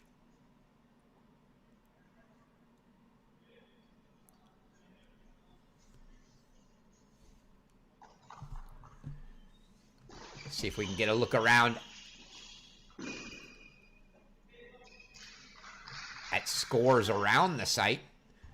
See if we have any other singles action going on right now.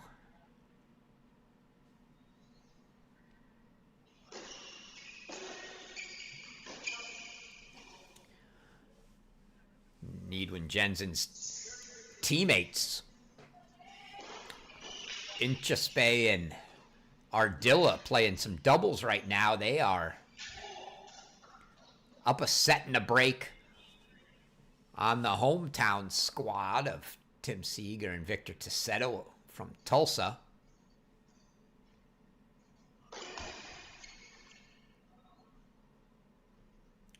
This may very well be our last singles match of the day,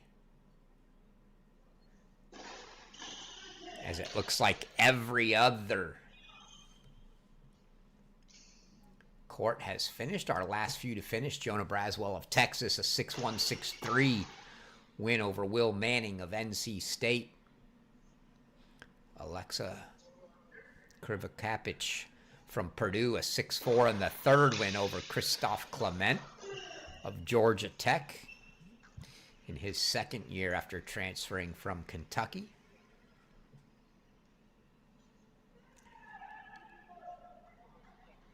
Actually, I'm not sure about the Dylan Dietrich, Eli Stevenson match, although they show a doubles match on that court. So,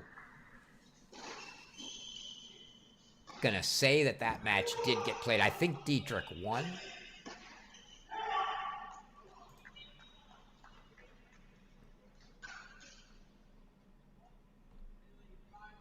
If I take a look at the draws, indeed, that was a 4-2 win for Dylan Dietrich.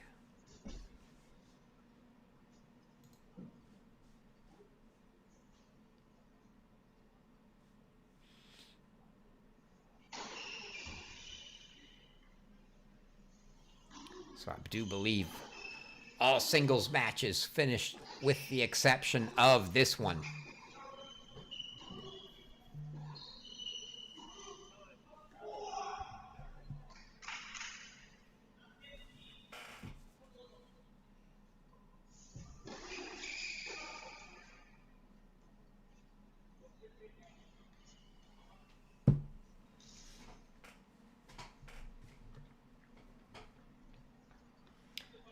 So everything else you hear in the background now, doubles action.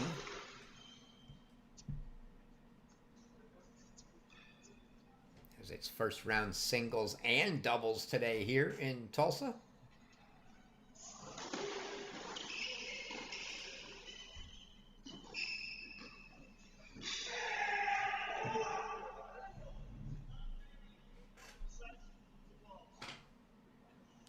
Hear the chair call, final set, new balls. If you're used to watching the pro game where they change on game counts, just change on the sets in college.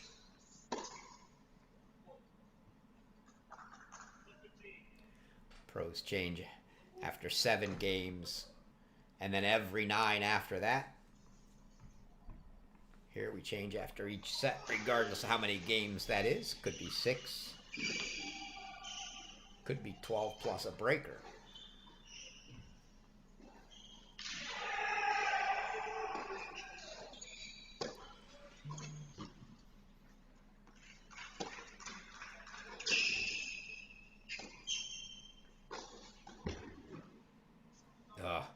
It was a delayed charge again from Miyoshi. I like the idea, just not the timing. He's late on the decision to come in, and he got caught where he had to let that first ball bounce and then finish the close to the net. And he's in a quick little spot here at Love 30, opening game of the third.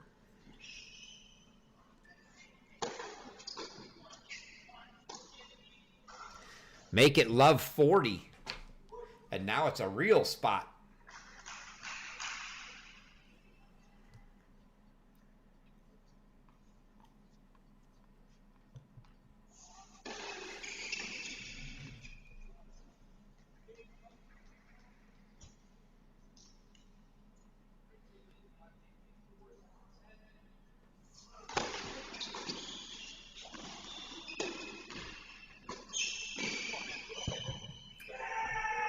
First one fought off.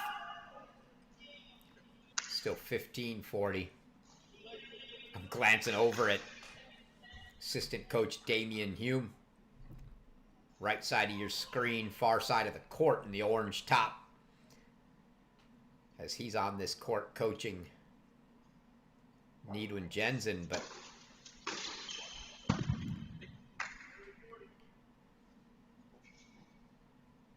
Nidunjianzan's teammates in Chuspe and Ardilla serving for the match on one of these other courts. Not sure which one, but they're up 7-6, 5-4.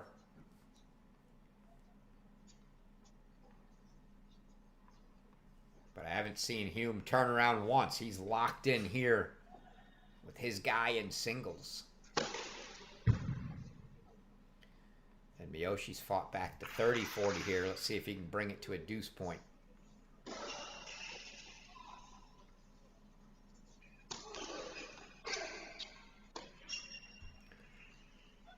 Oh, luckily, that slice looked so low, just got over the net. And you saw Miyoshi, I thought Miyoshi stopped because he thought his backhand was going in the net. He stopped because he saw that ball coming over from the other court. The point was ending regardless. Good thing for him, his ball made it over, so they will replay the point. And it'll be a first serve for Miyoshi.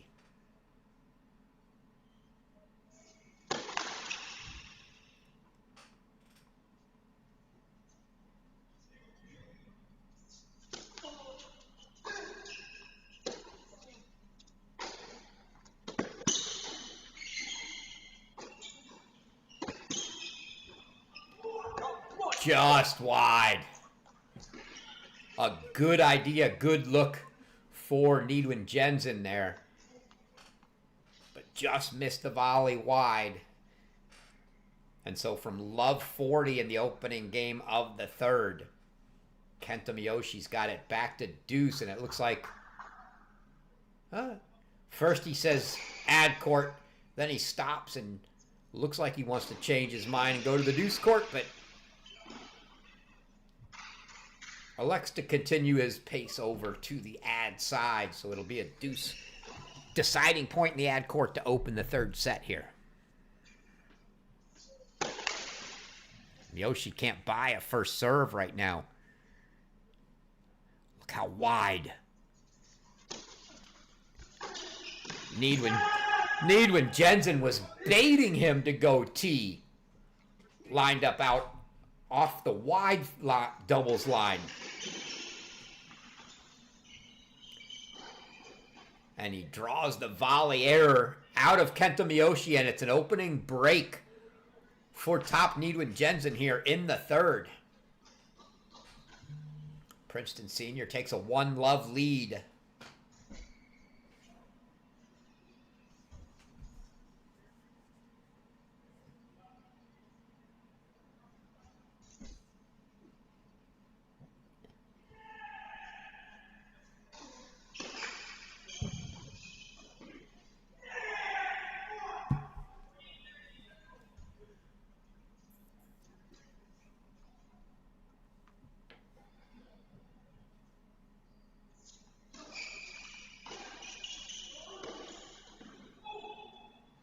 Time for Miyoshi to dig deep here, see if he can get this break right back.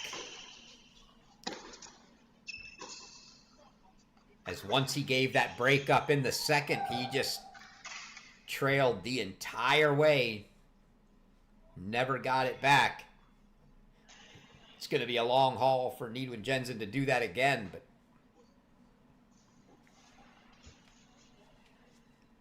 of course, you'd rather be up the break than not.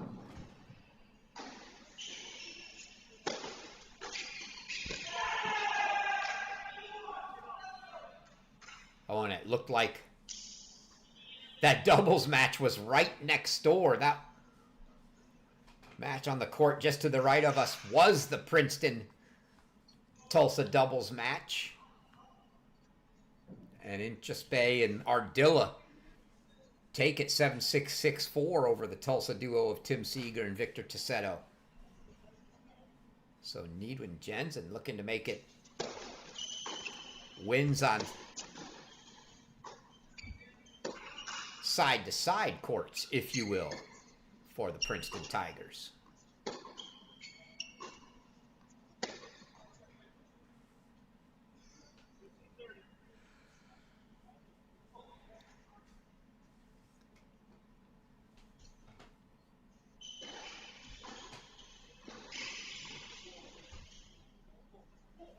Have to catch up with Damian Hume later and ask if he was actually coaching both courts. I didn't see him turning around, but I'm looking. I don't see Billy Pate over there. Princeton head coach. See when the guys walk off. You can see the players still there. See if there's anyone with them.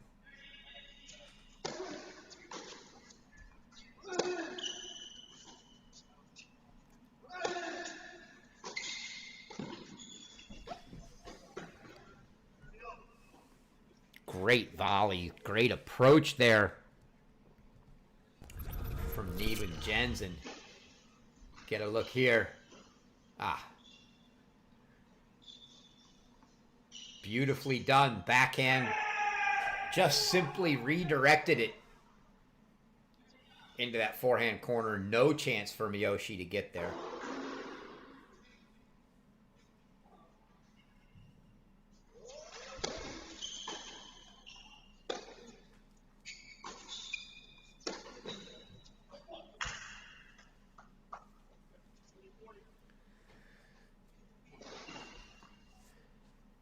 Here is the chance for Kenta Miyoshi to get this one right back. He wasn't able to do it in the second. Had his chances. Can he do it here in the third?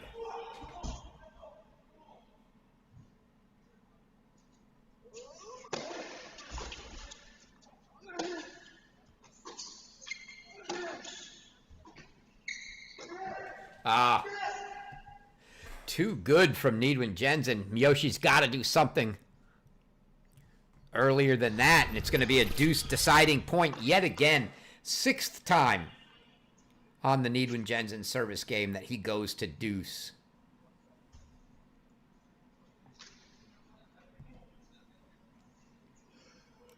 Only one of them has Kenta Miyoshi 1 for 5 on deuce points on the Nidunjianzan serve so far.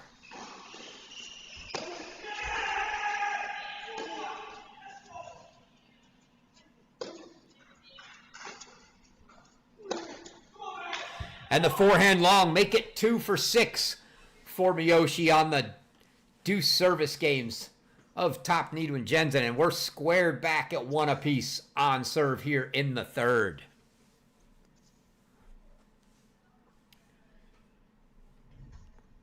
Got a good one to finish the day.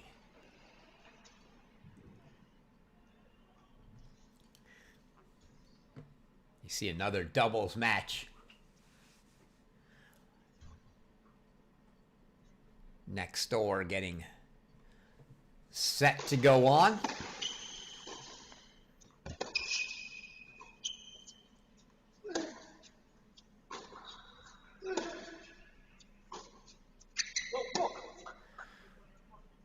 That ball deep.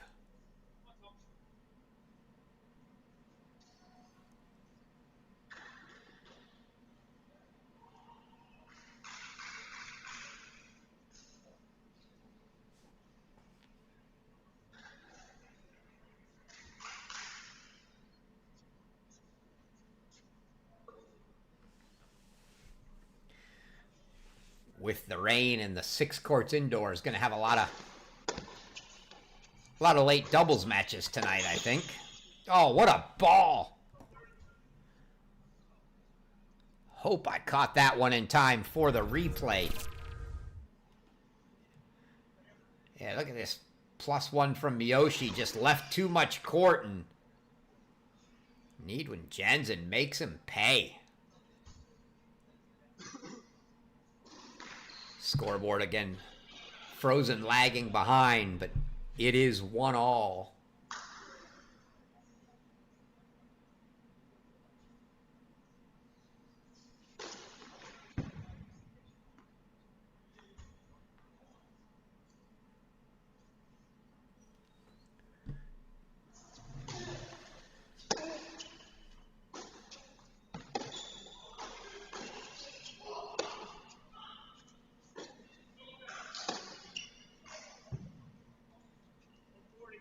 And love 40. Trying to figure out who's going on court. Next door in doubles, is that?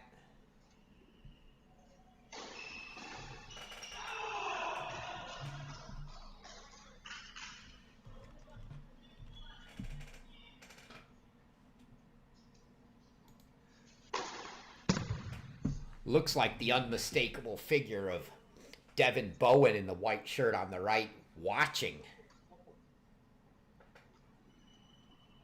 Look to see who the TCU. It must indeed be, because TCU's got Cosme Roland de Revel and Albert Pedrico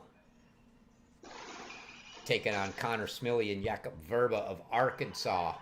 That does indeed look like the Arkansas guys, so that.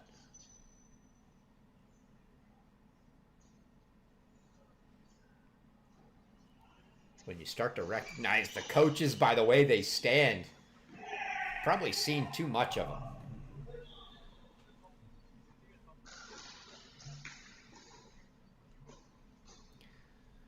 Another break point here for Nidunjianzan.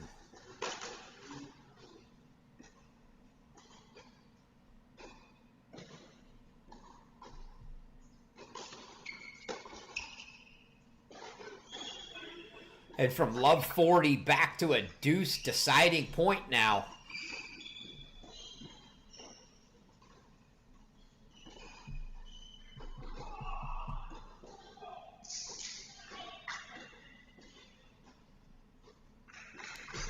So are we going to see 3 straight breaks to open the third?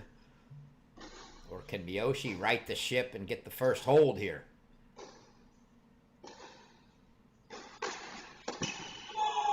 Big serve from Kenta Miyoshi. His best ones this match have been T, so maybe.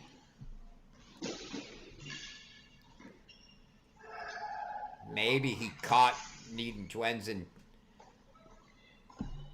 cheating a little, but either way, Kenta Miyoshi gets the first hold in the third, and he takes a 2-1 lead now on serve.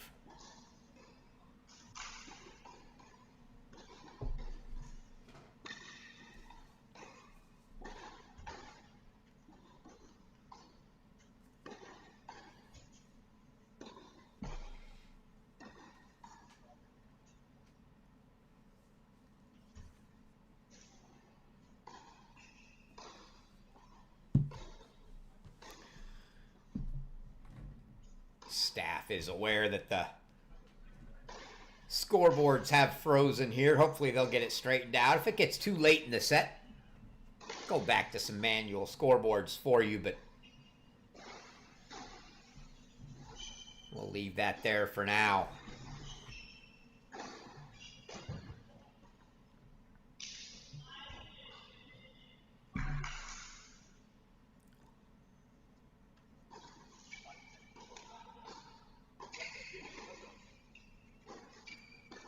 So 1-2 on serve here.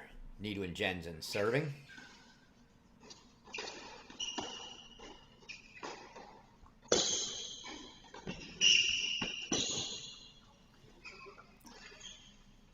Finding his way in.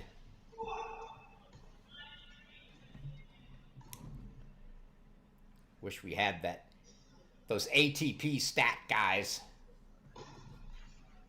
gathering all the points. That's number of net approaches for Nidunjianzan in this match has got to be double what Miyoshi is at least, if not more. And his percentage has been very good.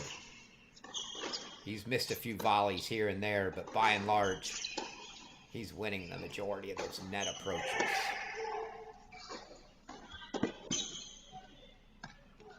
And there's another one. 2 net approaches, 2 points, 1 here.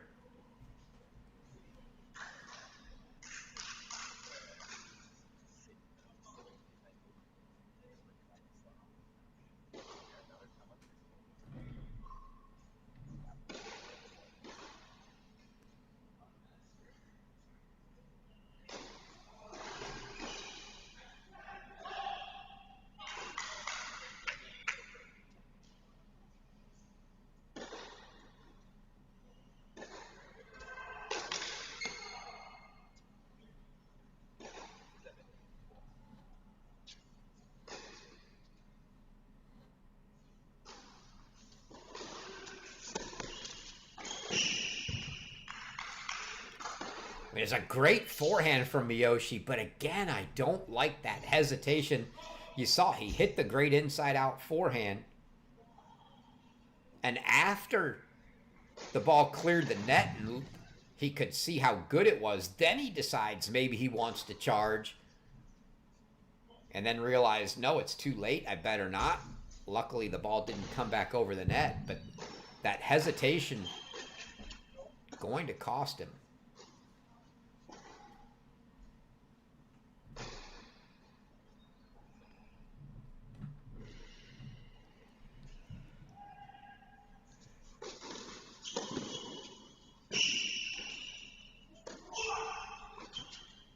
There, no hesitation on that one.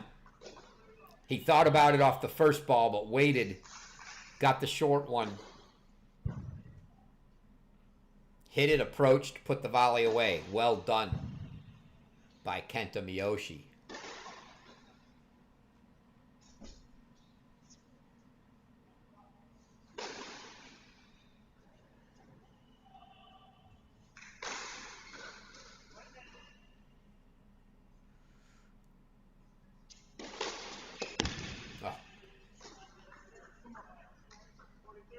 Big serve at 30 all from Nidunjianzan.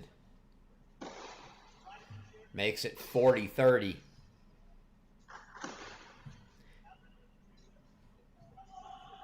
If they don't get that scoreboard straightened out here, I'll throw the manual one back up and we can have double scoreboards until they do get it straightened out.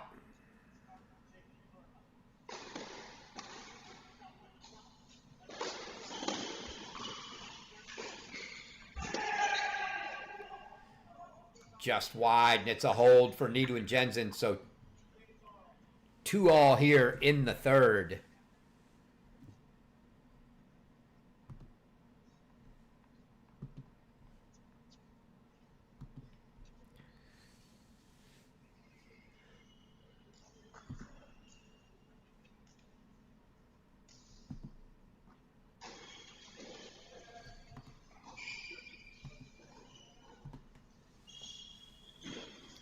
And I will get us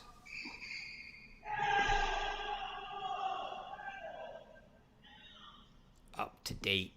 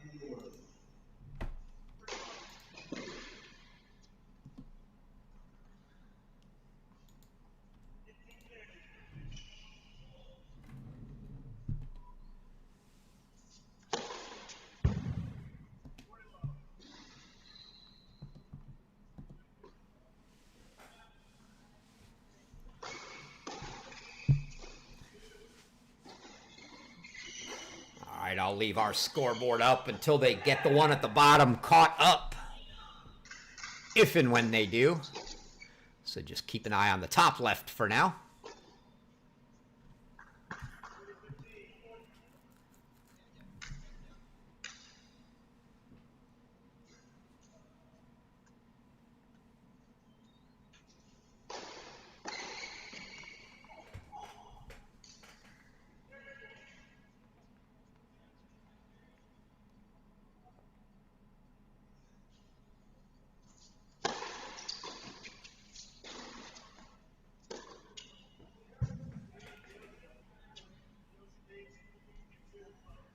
It's a hold for Kenta Miyoshi, and we stay on serve. So after a couple breaks to start the third, we've had 3 holds in a row now, and top Nidunjianzan will serve at 2-3.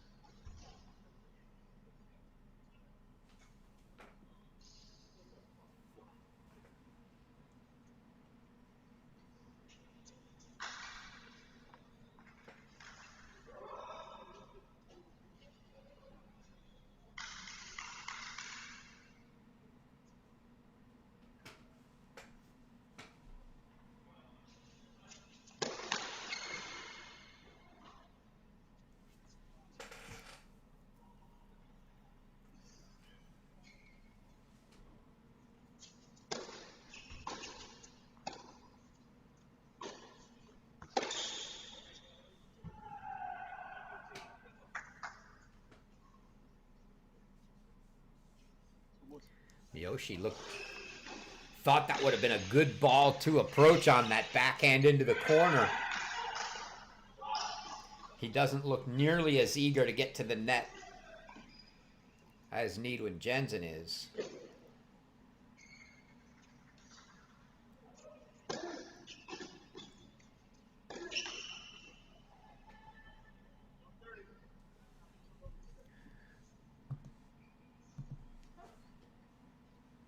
And Miyoshi, a love 30 start here. Any break at this point.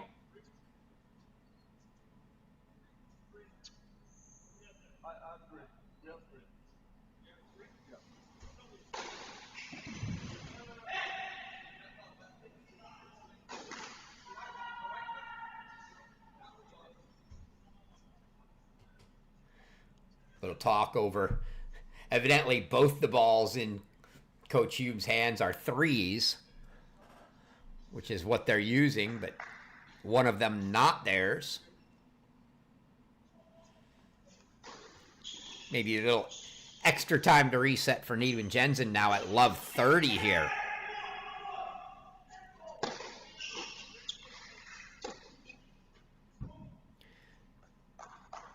And he sends the forehand long, so love 40.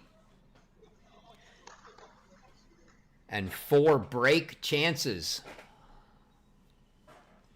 for Kenta Miyoshi.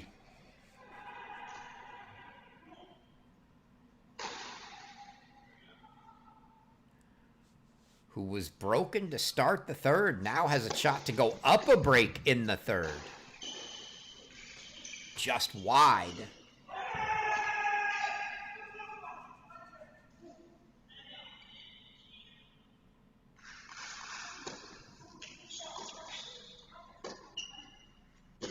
Oh, that was well played.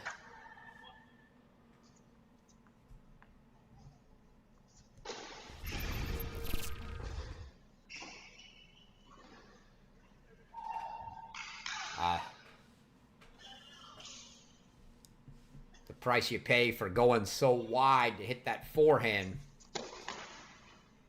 Miyoshi unable to get back in place. Still 3 break chances here. Misses that return. Make it 2 break chances.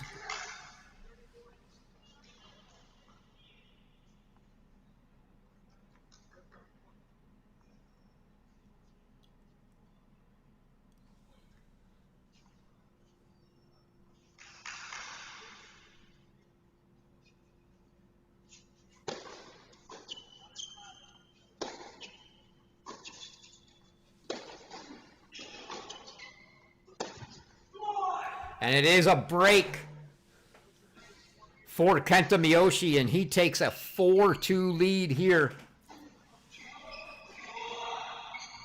in the third. So you saw a little bit of that frustration coming out.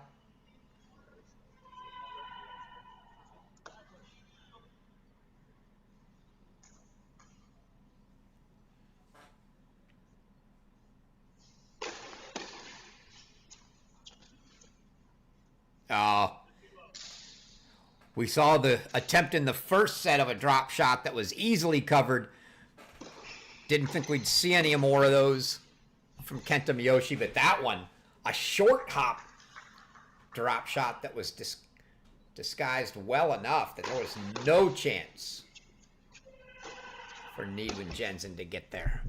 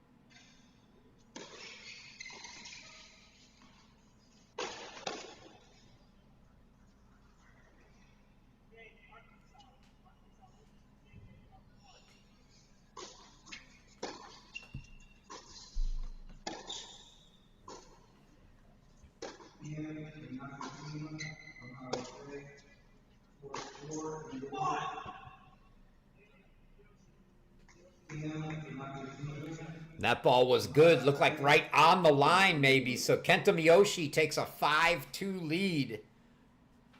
Just a single break, but a lot of work now.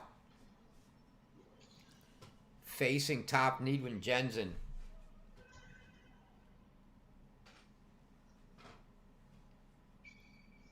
2-5 in the third.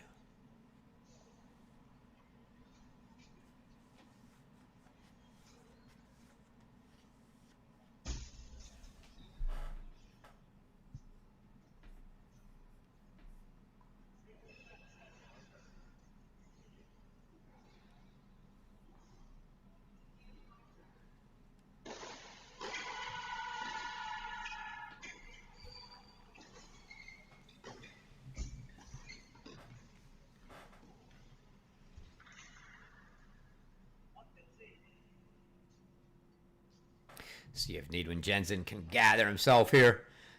First things first, got to get the hold. Can't get too anxious for trying to find that break until you get the hold. You see Miyoshi. Little spurt of energy there. Try to get those legs going. See if the 4 seed can finish this match off.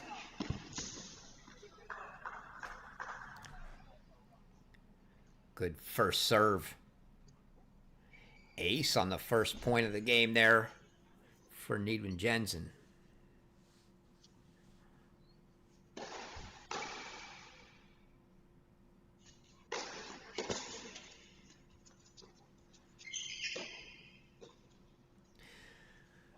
Little finesse game there. Nidunjianzan went with a finesse volley, and Miyoshi a little finesse push up the line that worked out.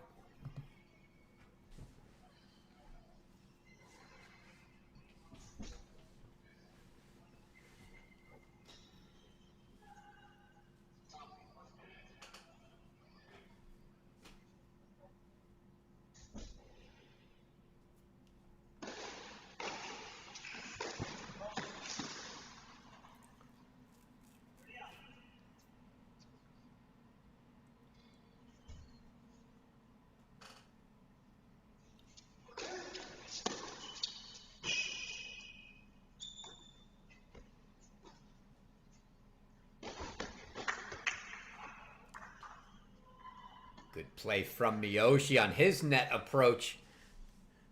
Draws the lob long.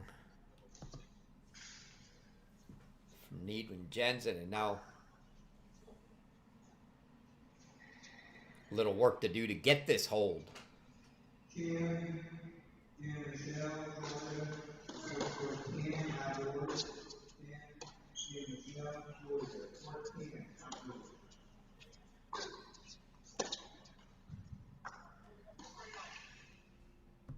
Draws an error there from Miyoshi, so 30 all.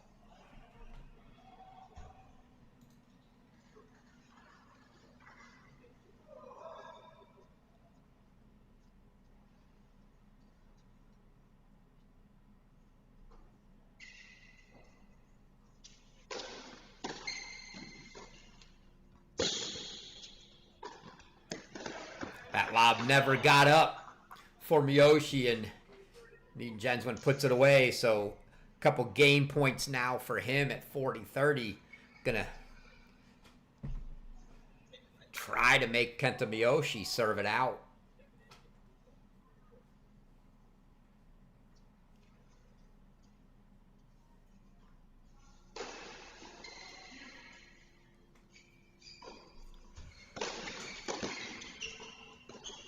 Oh! Off the shoelaces. We got to get another look at that one, as it's a hold for Nidunjianzan, but look at this return down at the feet, and oh, what a volley from top Nidunjianzan.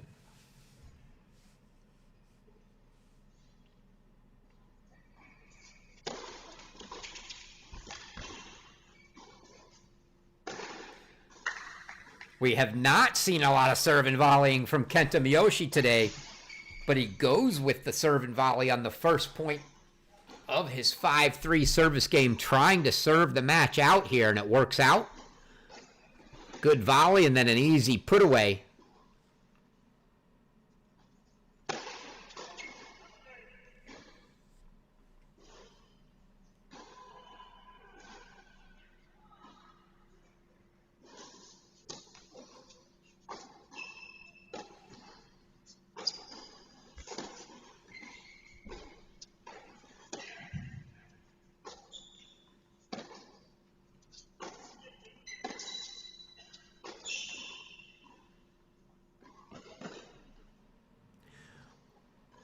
What a strange ball off the net that was, but I do believe that landed wide. So 30 love.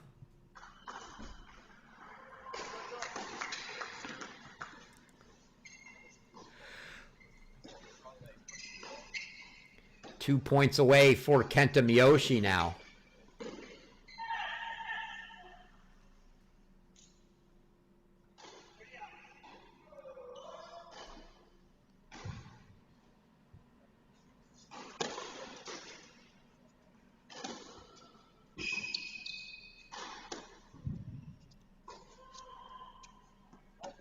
And that ball is deep.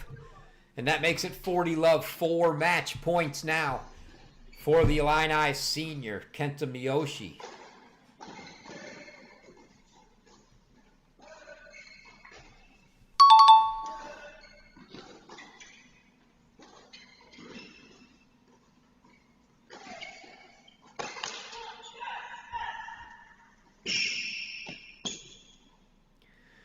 High bounce off the net on the serve. Nidunjianzan covers it.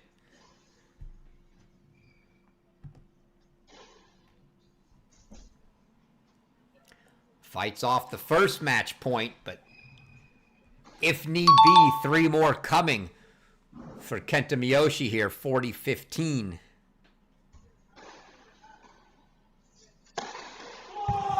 Seal it with an ace. Kenta Miyoshi, your 4 seed from Illinois, through to the round of 32 with a 7-5, 4-6, 6-3 win over top Nidunjianzan of Princeton. And we will take one more look at the finisher. Ace T, no doubt about it. That's going to wrap up our coverage of your featured matches of both the men's and women's 2025 ITA All-American Championships from Cary Tennis Park and Tulsa, Oklahoma here at the beautiful Case Tennis Center. We'll be back tomorrow morning, 9 a.m. Come and join us for our women's featured match of the day.